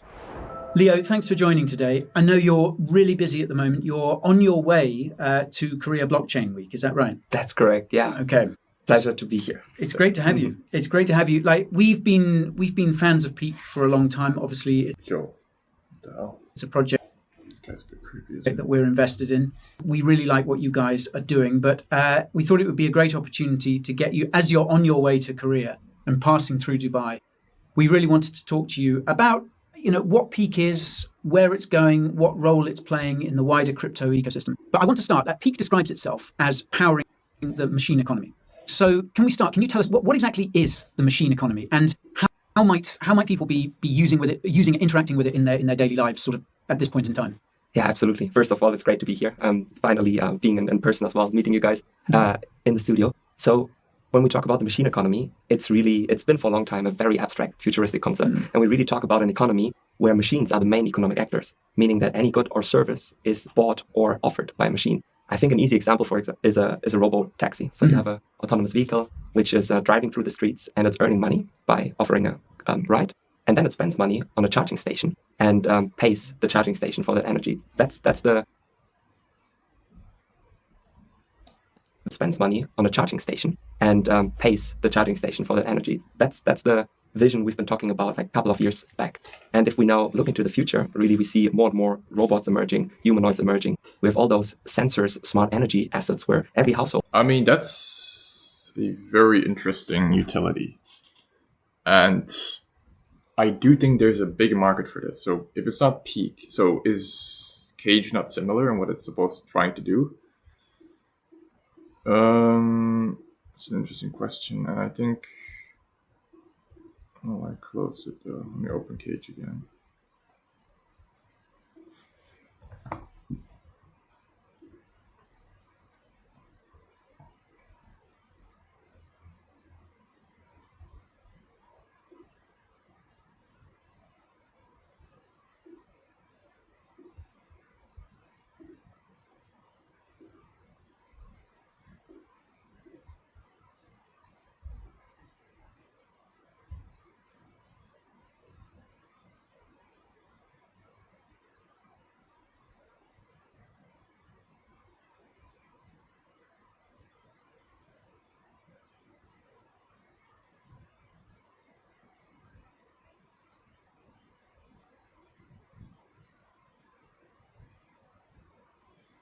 So this is largely just a network of robotics for seamless connectivity and communication, especially in agriculture. But I need to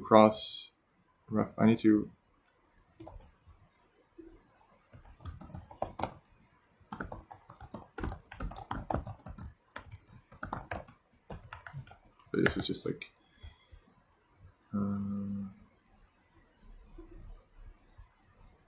Peak. It's just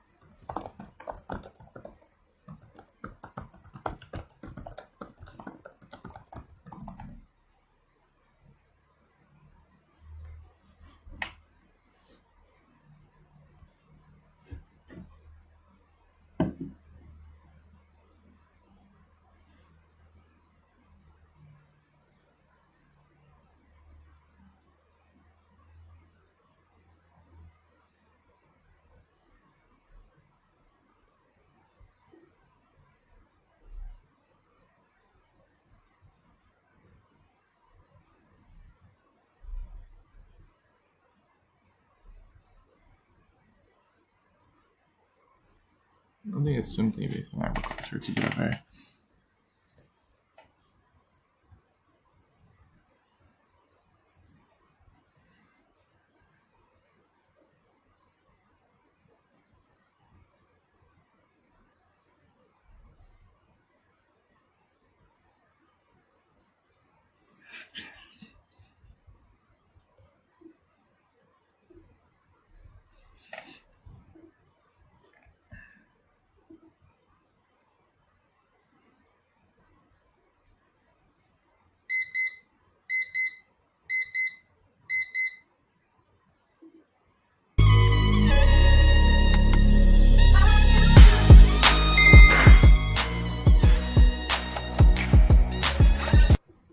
What is going on, guys? Back with another video, and in today's video, guys, obviously we've seen I want to start with simply robotics. Create a list for robotics. Like maybe 2 plays that I think have the highest upside. Right, objectively the best list. So we'll call this, rename robotic gems. Q4.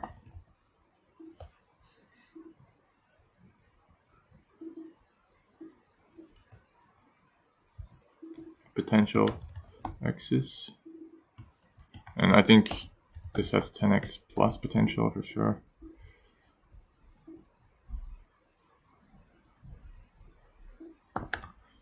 I need to find a YouTube video about it though. Again, this is not my deep dive, by the way, I'm just...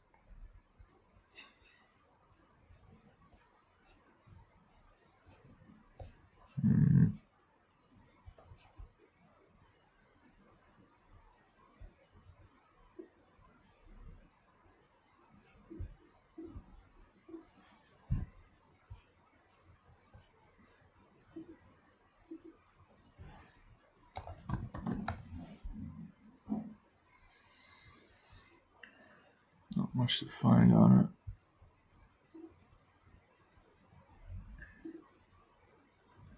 it. Ribera looks interesting. Ribora, sorry, I keep saying Ribora. Ribora.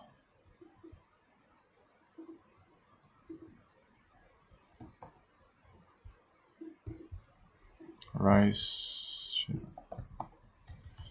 I need to close it. Storm, there it is, Ribora. Let's add it to our list for now.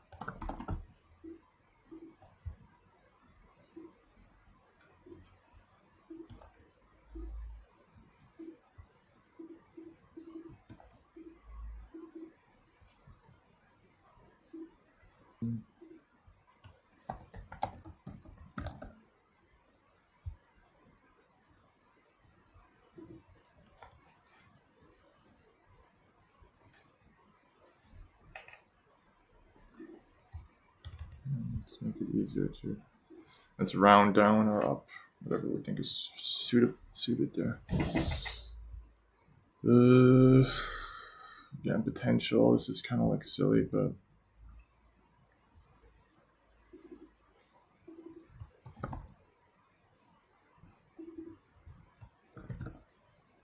right now I'm assuming high risk. I'll update these lists as I learn about them. Come on, laggy shit, man.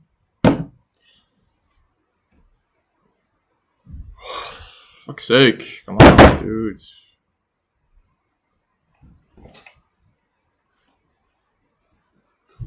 Jesus Christ, bro.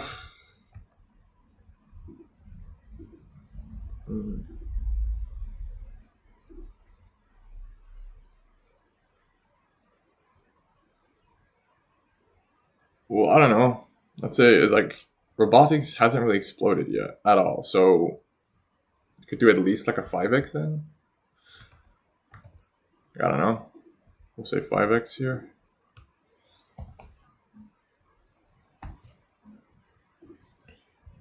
Robora.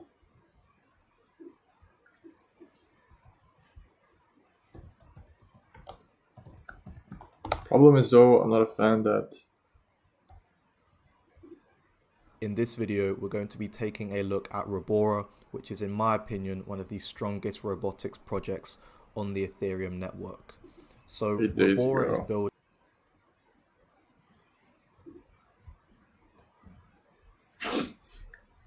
8 days, that would be when you're literally retarded. 18th of September.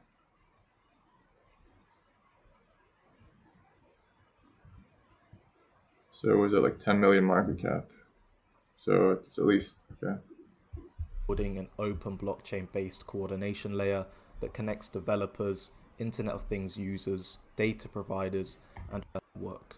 So Robora is building an open blockchain-based coordination layer that connects developers, Internet of Things users, data providers, and also robotics companies. It's like an operating layer for robotics. As you can see, we are working with a docs team, and I'll dive into each and every team member because from what I can see, this is a very strong team. So Robora aims to unify robotics, data and software and enable decentralization, real-world data collection for robotics, essentially acting as the operating layer for robotics through their Synths, their grid network and their Nexus hub, as well as their 3D drag and drop builder and also the marketplace.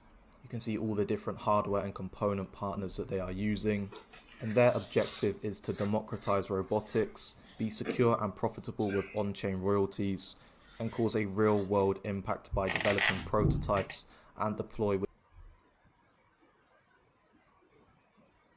within weeks with manufacturing partners.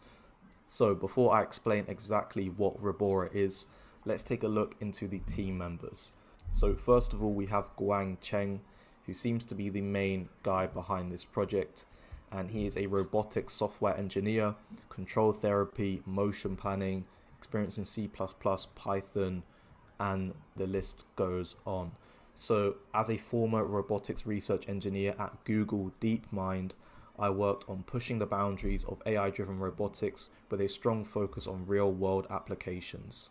He's led projects on dexterous manipulation for humanoid robots, optimized reinforcement learning algorithms for autonomous navigation in dynamic environments, and collaborated on multi-agent systems that enhance robotics collaboration in complex scenarios such as disaster response and advanced manufacturing. So this guy is very, very qualified.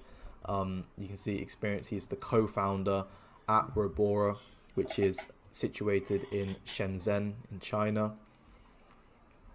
He worked at Google DeepMind from September 2020 all the way through until February 2025. So did 4.5 years at Google, developed and enhanced large-scale machine learning infrastructure for robot learning in close collaboration with cross-functional partner teams, etc. You can read a bit more about that there. He also worked at Robot Body Control Engineer, or as a Robot Body Control Engineer at Shenyang Cianzhou Robot and Automation. That was an internship that he did for 6 months. Also as a software engineer at the same place, and that was for 4 months. So you can see this is since 2016 that he's been a software engineer at robot companies. So he's been doing this for a very, very long time. You can see some of his education here, also at ETH Zurich, where this was part of a program called SLAM, where he implemented and optimized autonomous algorithms on the Super Megabot, a rugged semi-autonomous ground vehicle. This work culminated in a search and rescue scenario where we tackle challenges such as autonomous navigation, environment mapping, and object localization and artifact detection. So very much skilled in the robotics department and has done this for many, many, many years. So this guy is a bit of a Chad in robotics. Next up on the team, we have Dmitry Molchanov. I believe this is a Russian guy, and he is lead full stack JavaScript, TypeScript, Node.js, and a blockchain developer.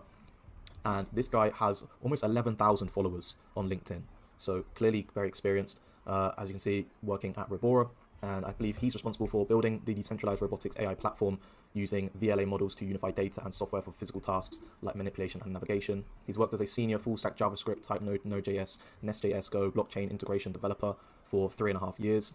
He's also done more of that as a senior backend developer from June 2020 until March 2022, so almost 2 years at this company in London. And a year prior to that, also the same job role at a different company in the United Kingdom, as well as working remotely for Sporty Trader, which is a sports betting and trading platform, and he worked as the senior backend JavaScript developer for that. So lots of developer experience dating back through till 2018. And now lastly, Ige, I'm not going to pronounce his surname, but this guy is very, very interesting. So I found his portfolio here, and this guy has been building some very, very incredible robotics projects. So you can see these are all of his different projects here that he's worked on, and the one that interests me the most is Aircar. So you can click on any of these, and you can see the development process behind what he's built. So this is some sort of drone that he's built. You see the different sketches that he's done and all the different work for the machine coming to life.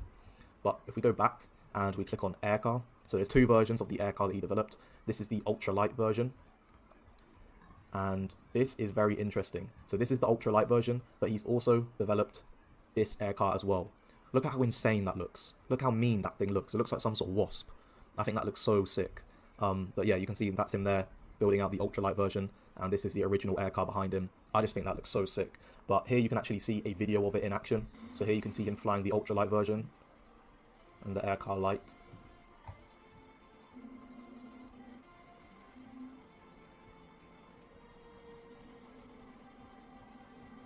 So yeah, very interesting stuff from Ege. So let's talk about exactly what these guys are building at Robora. So Robora is an operating layer for robotics. It's a place to build robots with drag and drop parts, give them plug-in AI brains called synths, run them locally or at scale, and pay everyone who contributes hardware, data, or compute with a token, RBR.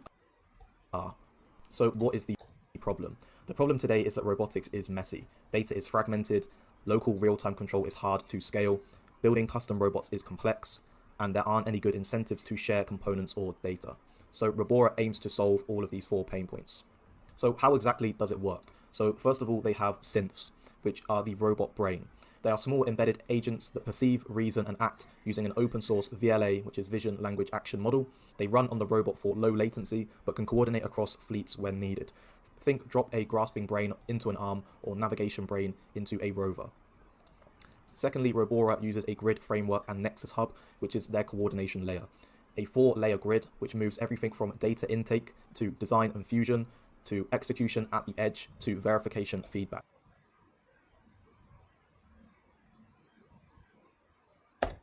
While the off-chain Nexus Hub routes jobs, finds GPUs deep in style, and keeps things secure and efficient. Thirdly, they have a 3D drag and drop builder, so this is their design tool, and it's a web studio to assemble modules, wheels, sensors, compute bricks, snap in synths, which is the AI brains, and preview motion and export files. The MVP targets hobbyists for Q4 of 2025. Lastly, the marketplace. So this is where value flows. You can buy and sell hardware, software, and data packages with on-chain royalties, escrow, dispute resolution, analytics, and creator incentives, and they will also offer staking, which can boost visibility. So an example of this is a maker will drag parts together in the builder, drops in a navigation synth, and exports the build. Robora's grid trains and tunes that synth with real-world or crowd-labeled data, then deploys it across a small fleet. The company lists the tuned synth and data bundle on the marketplace and earns ongoing royalties. Community node operators earn RBR by providing compute. Which brings me onto the token. So RBR is the ticker, which is on the Ethereum network. Here you can see the token chart on DexScreener. As you can see, it had a very good launch, since consolidated in this ascending triangle pattern, and has recently just broken out and is now trading around the $7.5 million mark with a fully diluted valuation of 9.1 million. So majority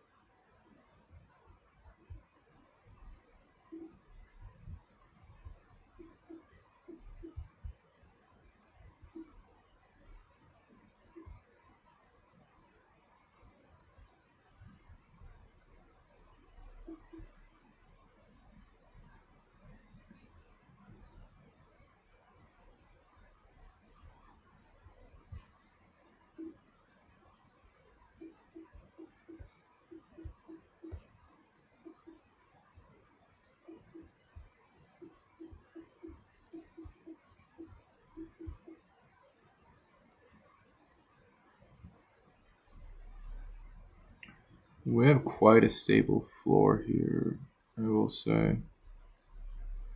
We have one here. We have another one, like, for sure around this level, I think. Well,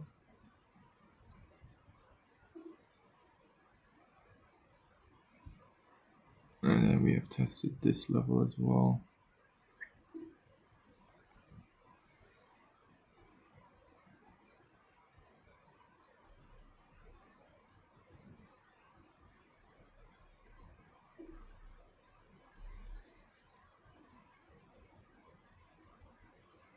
Good thing is we're definitely right in more of a consolidation zone right now. I don't know how long it will last, but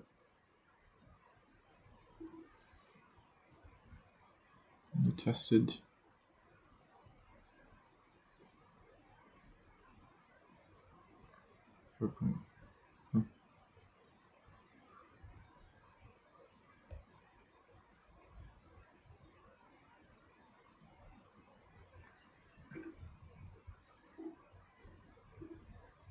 Majority of tokens are circulating, which is a good sign. Also, if you go over to Etherscan and you take a look at the holders, the distribution does look fairly good on this token. There are no large holders that particularly stand out. As you can see, the smart token vesting is here, and these are all contracts, so everything does look fairly good in terms of distribution of supply from what I can see. So the token will be used to access the builder/training, also trade on the marketplace, and reward node operators as well as stakers. Total supply is 100 million, a 4% trading fee which will reduce over time, liquidity lock for 60 months, which is a very long time. So here's where it gets quite interesting with the token. The payout splits. So design sales, 70% to creator, 20% for platform, and 10% for liquidity pool. Edge compute, 95% node and 5% platform. Data rewards, 100% to contributor. Part of the platform fees will go to buying back the RBR token into a rewards pool. So very interesting tokenomics going on Robora. So in short, Robora is the App Store plus AWS for robots, with plug-in AI brains and on-chain incentives. Build modules, train, coordinate fleets, and let creators, data providers, and compute operators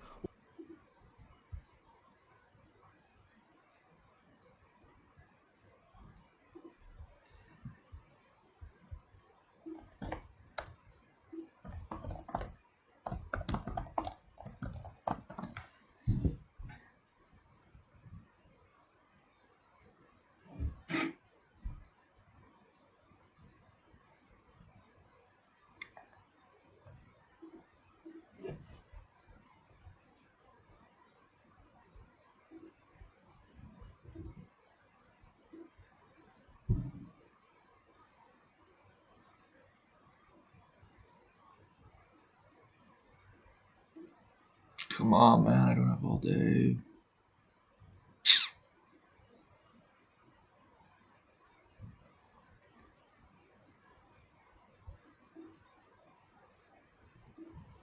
Come on!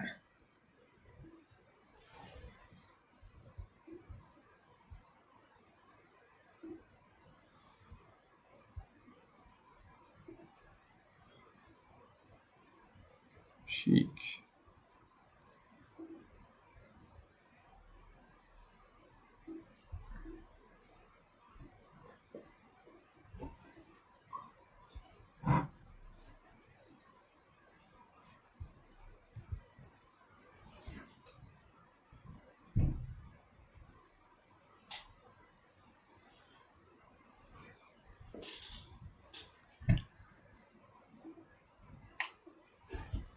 Holy shit, man.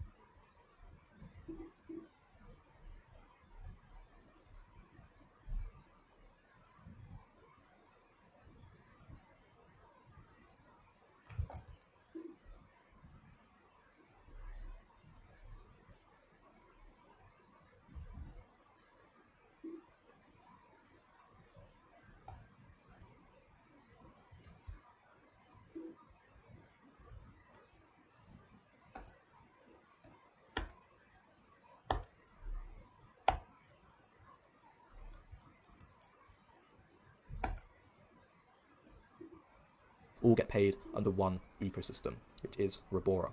So this is very, very interesting. Robora is acting as the operating layer for robotics, and here you can see everything that they offer, the problem that they are solving, and how exactly they do that. If you want to learn more about Robora, I highly recommend scrolling down on their website. You can read through the FAQ. You can also click on the white paper, and here you can learn a lot more about Robora and everything that they are building. I also recommend going over to Robora's Twitter, following them on Twitter with notifications on, so that you can see all of the latest updates from the Robora team. As you can see, they just attended the Inclusion Conference and shared a little update about one of their partners, so I do recommend giving them a follow so that you can stay up to date with everything surrounding the project, and also joining their Telegram so that you can receive updates there. And to ask your Telegram, you do have to join the Telegram.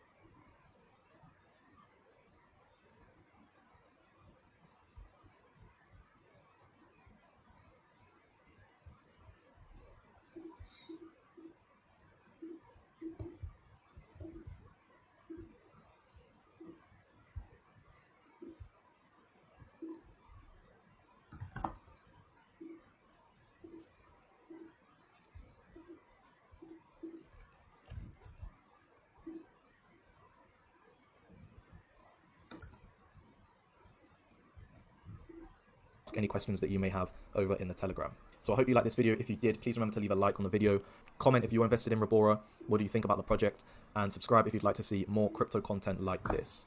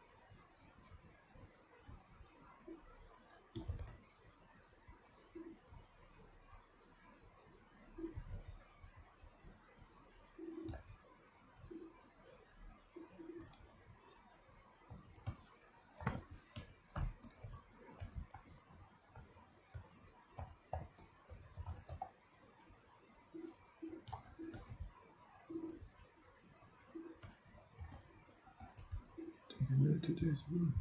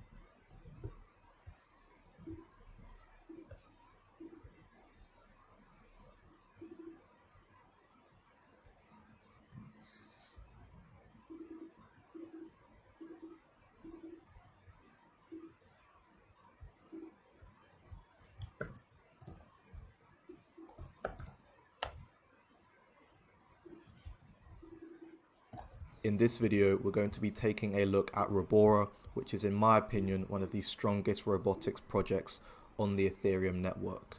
So Robora is building an open blockchain based coordination layer that connects developers, Internet of Things users, data providers, and also robotics companies.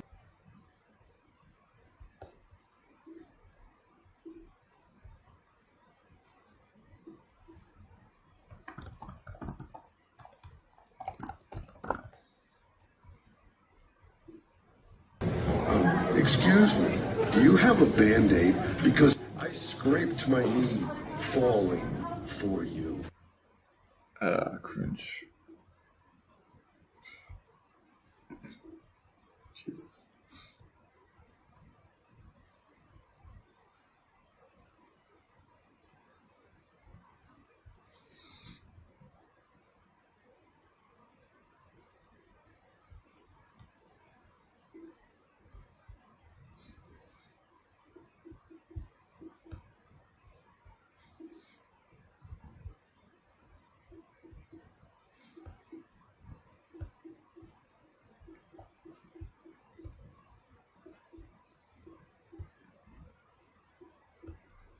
What's the floor? And then floor is like we're one for sure on this level. Let's peek to psychological level.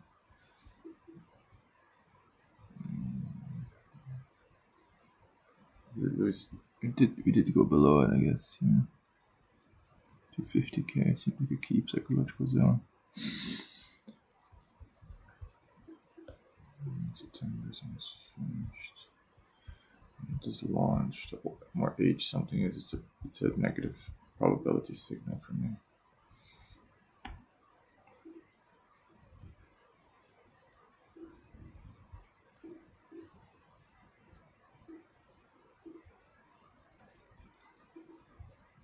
I'm gonna make some food and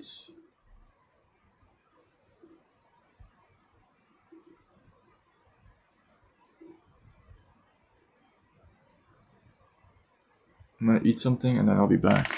I'm just gonna eat while watching some of this shit. I'll watch this video. I need to have a better understanding of the narrative before I buy into it. Because I'm thinking of actually porting quite big and selling as a profit, not too big. And then when the market eventually rebounds, I can get ready to play the trenches of Ethereum and rebuy my subscription to something like DRPT. Or if DRPT deprecates, enter the trenches like something in a different way, like Ethereum. I'll say on Ethereum because I understand Ethereum at this point. I don't know. DRPT deprecates, I'll use Auto or literally just scan live and predict that way and get better at that. Though I want to stick to Ethereum, maybe do BSC sometime, but Solana, not really my type of tea. Maybe I could, but anyway, the play right now is this. Understand what narratives could explode soon, potentially, as in part of Q4. In my eyes, because again, I think it's likely. I'm not saying I'm right. Maybe I'm wrong. I don't care though. But I need to learn my current system routine. Since I'm researching utility, it's much more sustainable and easy because again, that's much more surface level, just looking at what could do well, as opposed to deep learning. So I want to try deep learning a little bit here and there, but yeah, it will be kind of stream first thing in the day.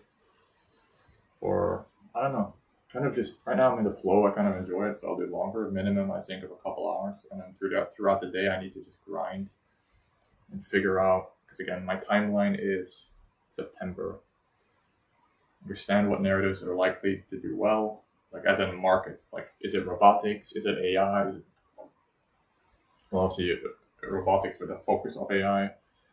Is it metaverse? Could metaverse make a comeback? I'm trying to figure out things that are kind of dead right now, or haven't had their major bubble yet, that could yield me, say, at least 2 to 10x.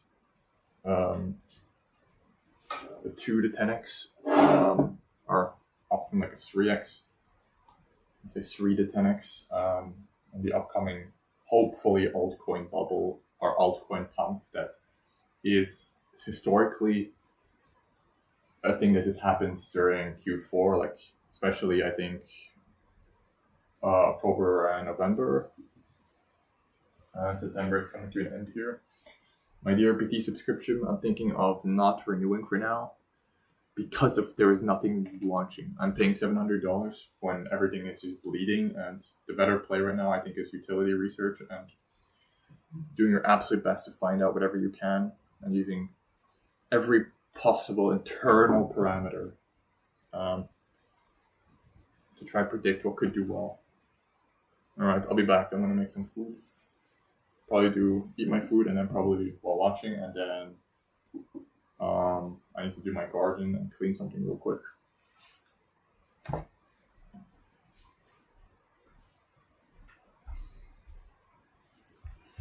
For now, I'm going to quickly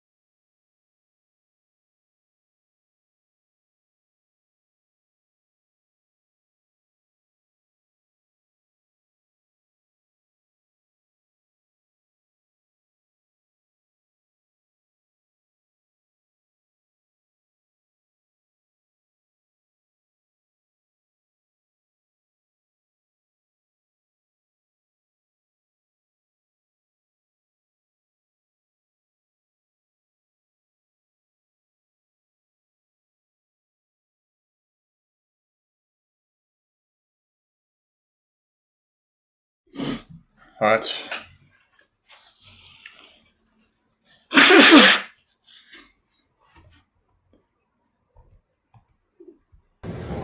Excuse me, do you have a Band-Aid? Because I scraped my knee falling for you. Can I get your number for emergency contact?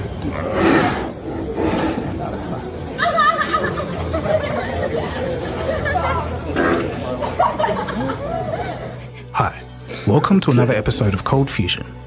As far as technology goes, artificial intelligence is currently at the center of conversation. But while everyone has been focused on that, in just the last 3 years, the field of robotics has experienced a silent revolution. There's been advancements like I've never seen before, especially in the field of general-purpose humanoid consumer robots. This is the world's first humanoid robot Olympics in Beijing, China. With robots from over 16 competing nations, events included soccer, track and field, and martial arts.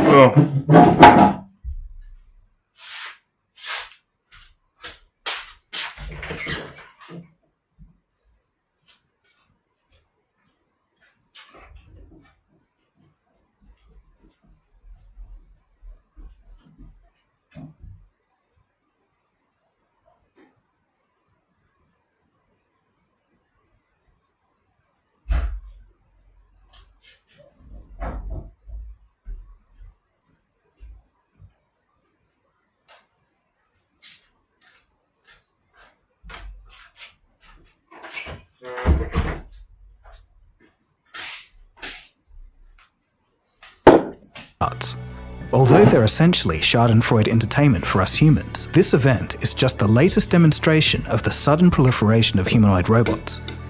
Meanwhile, American company Figure is using AI and advanced dexterity to demonstrate that humanoid robots can indeed do useful work. From sorting packages to folding clothes and working at the BMW factory in 20-hour shifts. Helix, a humanoid robot by Figure, showcases its ability to perform household chores by autonomously loading laundry into a washing machine.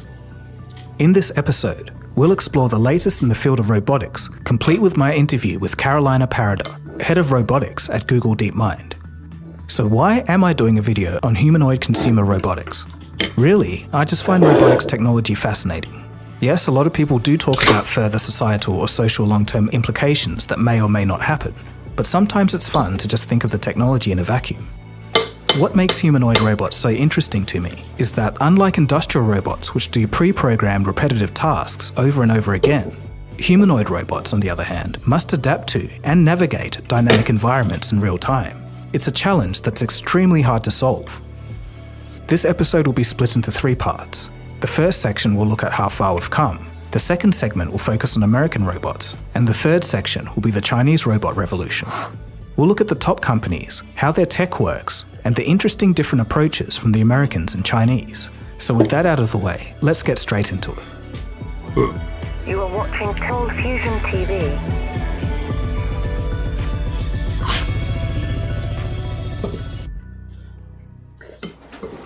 I think you'll agree that Arok is amazingly lifelike in appearance. Arok is 6 feet 8 inches tall, weighs 275 pounds, and even has a small vocabulary. As many watchers of this channel would know, I've done a few videos on the state of the art of robotics since 2018, and we've come a long way in just the past 10 years. These are some robot finalists from the DARPA Challenge in 2015. They were slow, unstable, and cost an arm and a leg, sometimes up to $500,000. They were mostly bespoke designs from researchers. It's easy to design a robot that can handle a specific task. There's police bots for bomb disposal and things like that. Where we aren't is general purpose robots that can do a lot of things really well.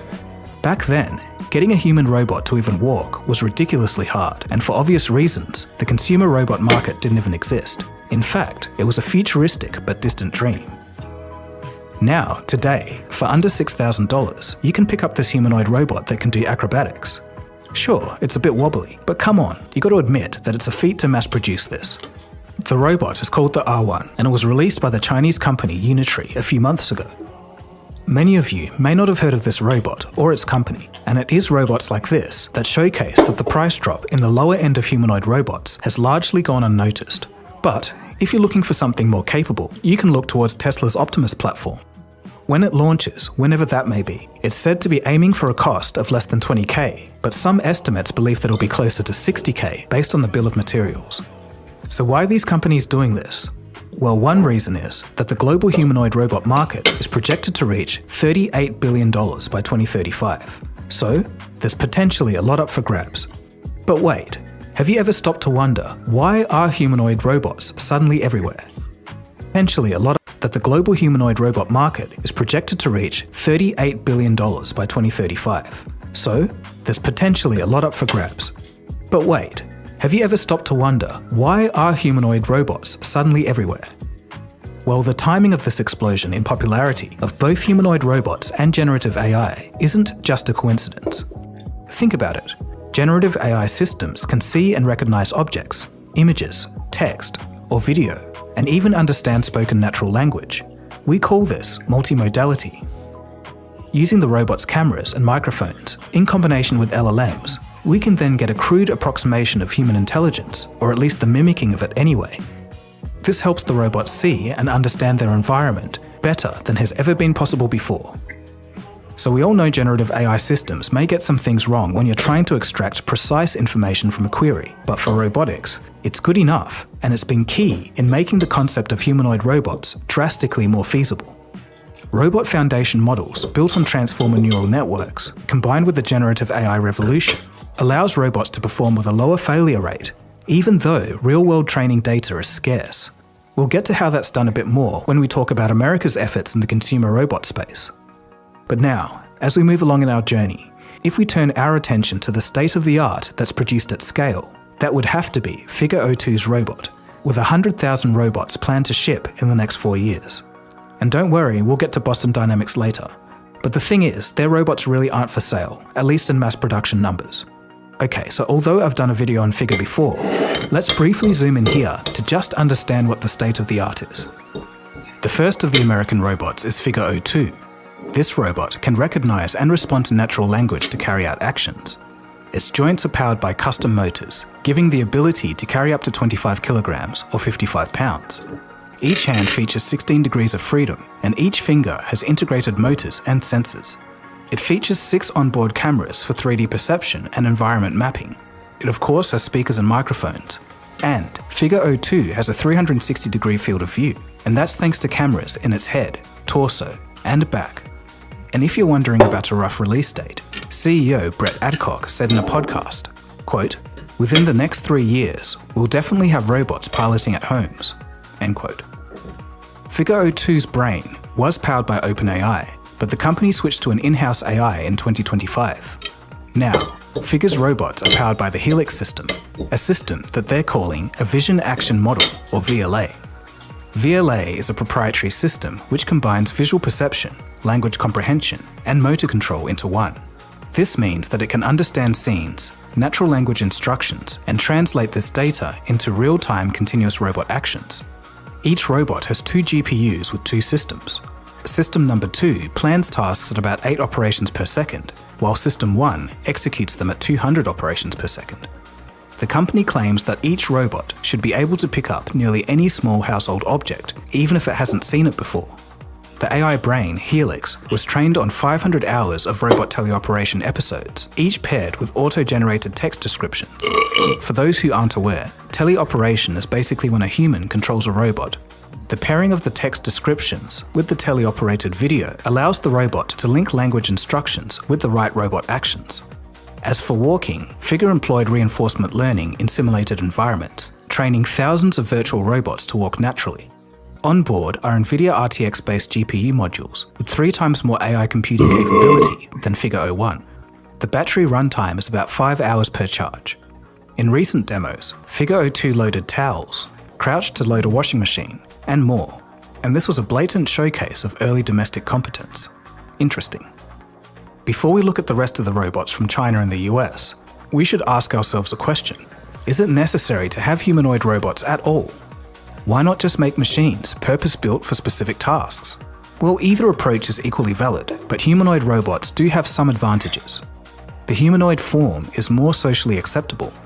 In elder care, for example, patients would rather, well, a human, but after that, they'd probably find something that looks more human, more relatable than a box on wheels or an industrial arm.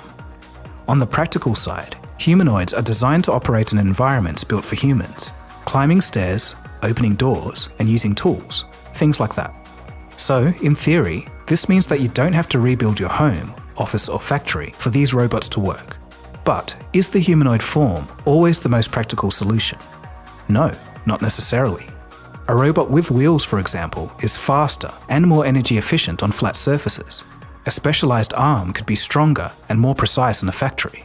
But what humanoid robots do have is versatility and familiarity. For many applications, the trade-off might be worth it. For others, maybe not. In the United States, Tesla's Optimus robot has demonstrated tasks from sorting blocks to performing yoga poses. Of course, Kim Kardashian has one and was playing rock, paper, scissors with it. A more recent demo shows Optimus taking out the trash, sweeping and vacuuming, also using paper towels, stirring a pot, opening cabinets and closing curtains. And I think you can see the trend here. At least if the demos are anything to go by, it seems like these robots are destined for the home. So for those online who say, all I wanted in the future was for AI to do the boring chores while I handle the creative stuff, well, you may just have your wish now. The Optimus robot was trained using the same neural network used in Tesla's full self-driving system. It was also trained on first-person videos of humans performing these actions. Tesla employs a simulation-based learning approach, referring to this as, quote, digital dreams. And this gives the advantage of training Optimus exclusively in virtual environments, generating a massive amount of training data without any physical wear. Perhaps most impressively is the fact that every Optimus unit contributes to fleet learning, meaning that the entire network continuously improves as more robots gain experience. Interestingly, during the training process, Tesla employees wearing motion capture suits perform tasks such as walking, lifting weights, and manipulating objects, all for the purpose of humanizing training data. Over 50 operators have contributed hundreds of hours of mimic data, essential for robot learning. Currently, inside the bot are AMD and NVIDIA GPUs, but Tesla is aiming to develop its own in-house AI5 and AI6 chips. Tesla aims to begin production of 5,000 to 10,000 units in 2025, with aspirations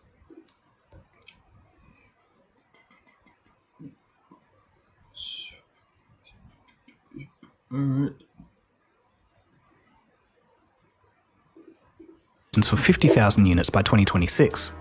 The battery is said to last a full day of operation.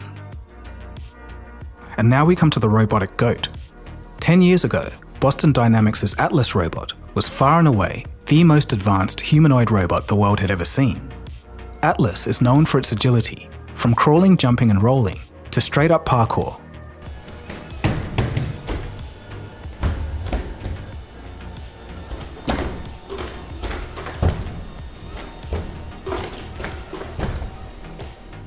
In 2024, in the wake of increasing competition, the company switched Atlas's actuators from hydraulics to fully electric. On board, there's 3 AI models spread across 3 local computers. Now with improved 3D vision and NVIDIA Jetson and Isaac GR00T hardware for real-time AI model execution, let's check out what Atlas is capable of now. You're watching what could be a hugely significant step towards robots that are much better at navigating the messy real world and that can learn new skills very quickly. Atlas, a humanoid robot from Boston Dynamics, recently learned to both walk and grab items using just a single artificial intelligence model. Boston Dynamics, together with the Toyota Research Institute, developed the generalist AI model, which learns to control both the robot's arms and its legs from a range of example actions. This is different from what you may have seen previously. Normally, robots would use one AI model to walk, another to jump, and another to grasp items. Most models also lack the ability to adapt. The model used to control this Atlas is both more general and it is showing some tantalizing signs of emergent behavior, like the ability to instinctively recover when it drops an item. This is a lot more exciting than it might seem. While there's work to do, one of the researchers involved says the evidence so far suggests that the approaches used to develop large language models will also work for robots. It's changing everything, he says. Just as LLMs fed large amounts of text data sometimes exhibit unexpected abilities, like the ability to code, roboticists hope that a similar strategy will produce robots that exhibit a lot of surprising new skills when getting things done. In August of 2025, Boston Dynamics revealed their latest intelligence efforts. In collaboration with the Toyota Research Institute, they're creating what they call a large behavioral model. Here's how it works. Collect behavioral data from teleoperation and in simulation. process, annotate, and curate the data in such a way that it can be incorporated into machine learning, train a neural network using all of the data across all of the tasks, and finally, evaluation. I could talk a bit more about how it works, but I think it would be more interesting to see it in action. Here's a video of Atlas actively understanding natural language and performing actions.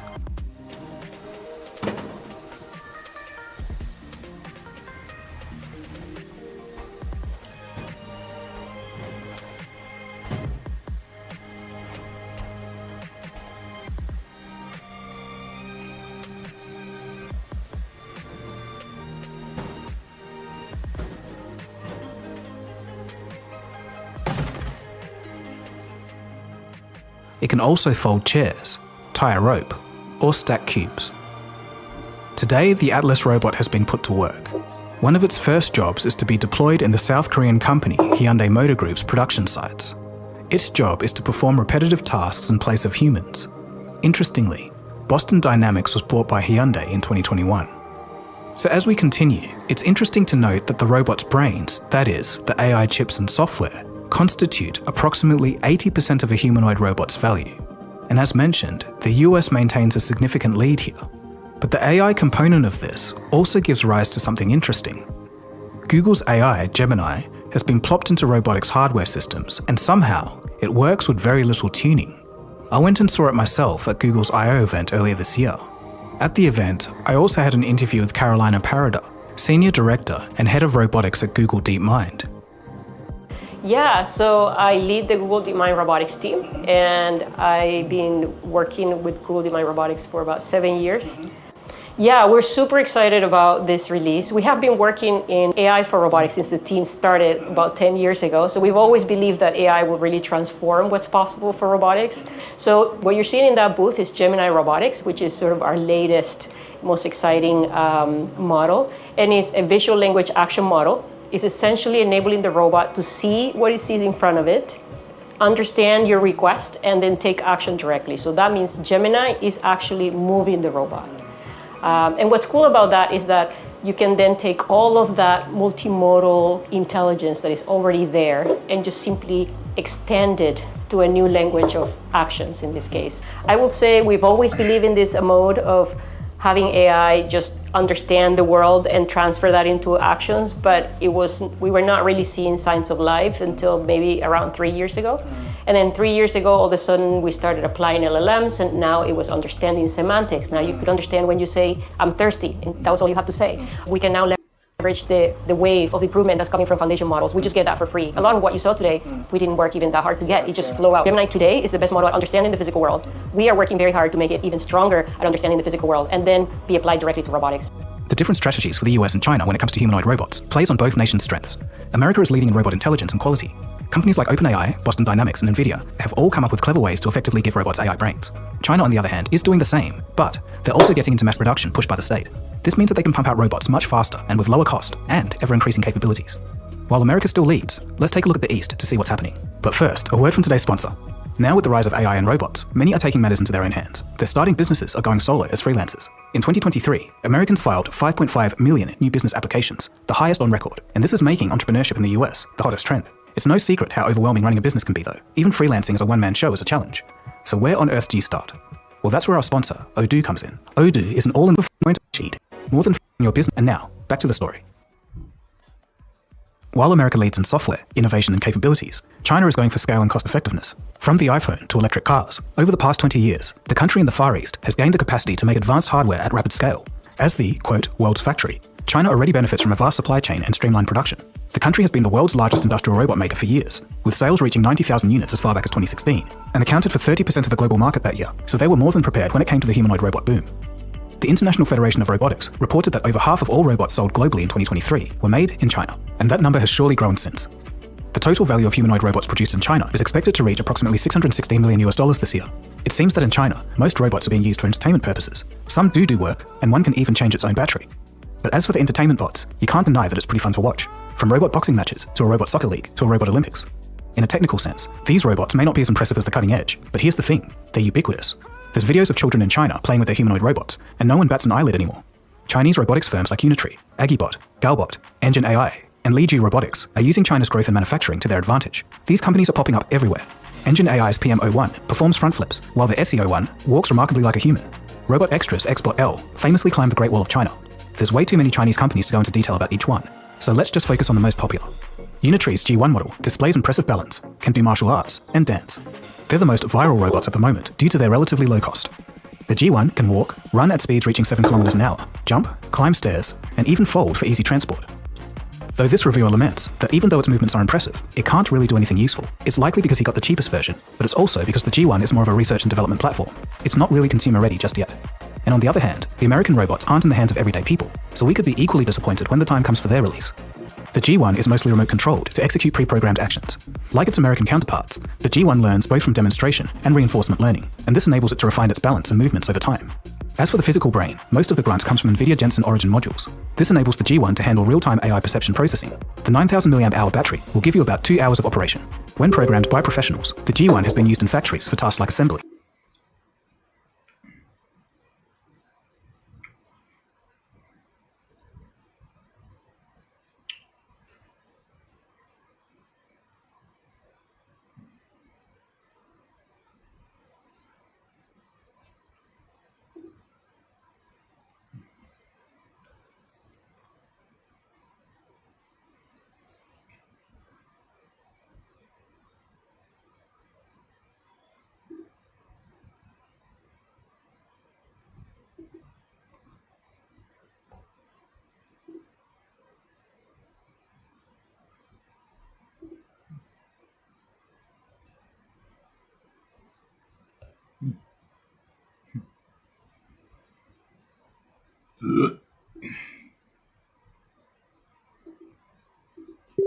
Also, it's been demonstrated in medical settings via remote control. Units like the UncleBot have gained viral attention for its human-like behaviors. As for a less fun use, in Indonesia, they're being used to fight crime. Kind of.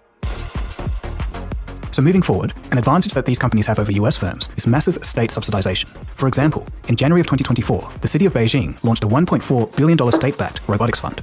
In July, Shanghai also announced a $1.4 billion fund, specifically for humanoid robots. You can easily see how that kind of money can give a bunch of companies a head start. China's strategic manufacturing has led to a flood of robot patent filings, 5,688 patents compared to the US's 1,483 over 5 years. And China as a whole is taking robotics seriously. Part of the Made in China 2025 policy aims to increase global market share of Chinese-made robots from 31% to 50%. Government initiatives like the Robot Industry Development Plan from 2016 to 2020 help establish the infrastructure and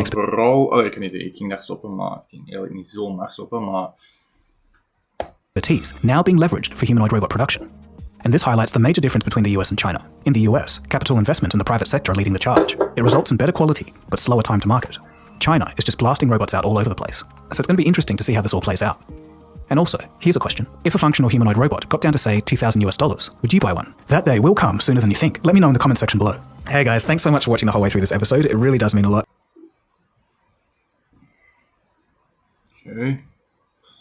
I'm gonna end it here. I mean, I don't know. I kind of think I don't think I should watch the entire video, but do like a little recall on it off stream, I think. But yeah. Okay. I'm gonna now. Actually, first thing I'm gonna do is clean the cafe, then go deliver something real quick that I need to go deliver. Then do it in the garden, like an hour or 2 hours of work, and yeah. All right. Today's goal, again, I want to curate fully a list here. I only have 2 here now, but of robotic gems, things that I think in Q4, in the next run-up of altcoins could do very well or have strong reason to. And again, I'm happy with a 2 to 3x. Because I rotate back into my DRPT strat, which is kind of my bread and butter, what I've been learning and getting better at. So yeah, it's not really DRPT, like it's silly, but there's query trading in general. I need to ask properly who the main DRPT competitors are in terms of like query trading. Just to be reminded again. I don't know how to ask this without sounding like a cunt though. So competitor.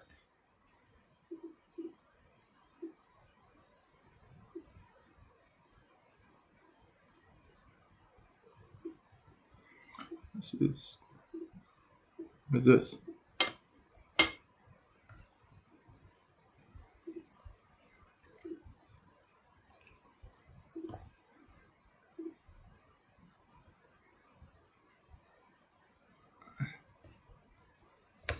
We'll end it here. Again, by tomorrow, I want a list of at least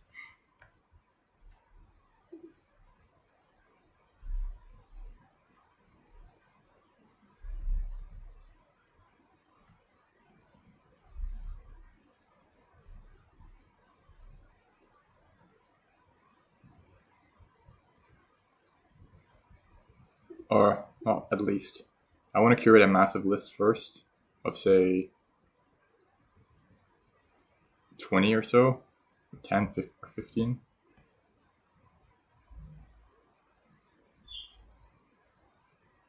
And then reduce that to, like, say,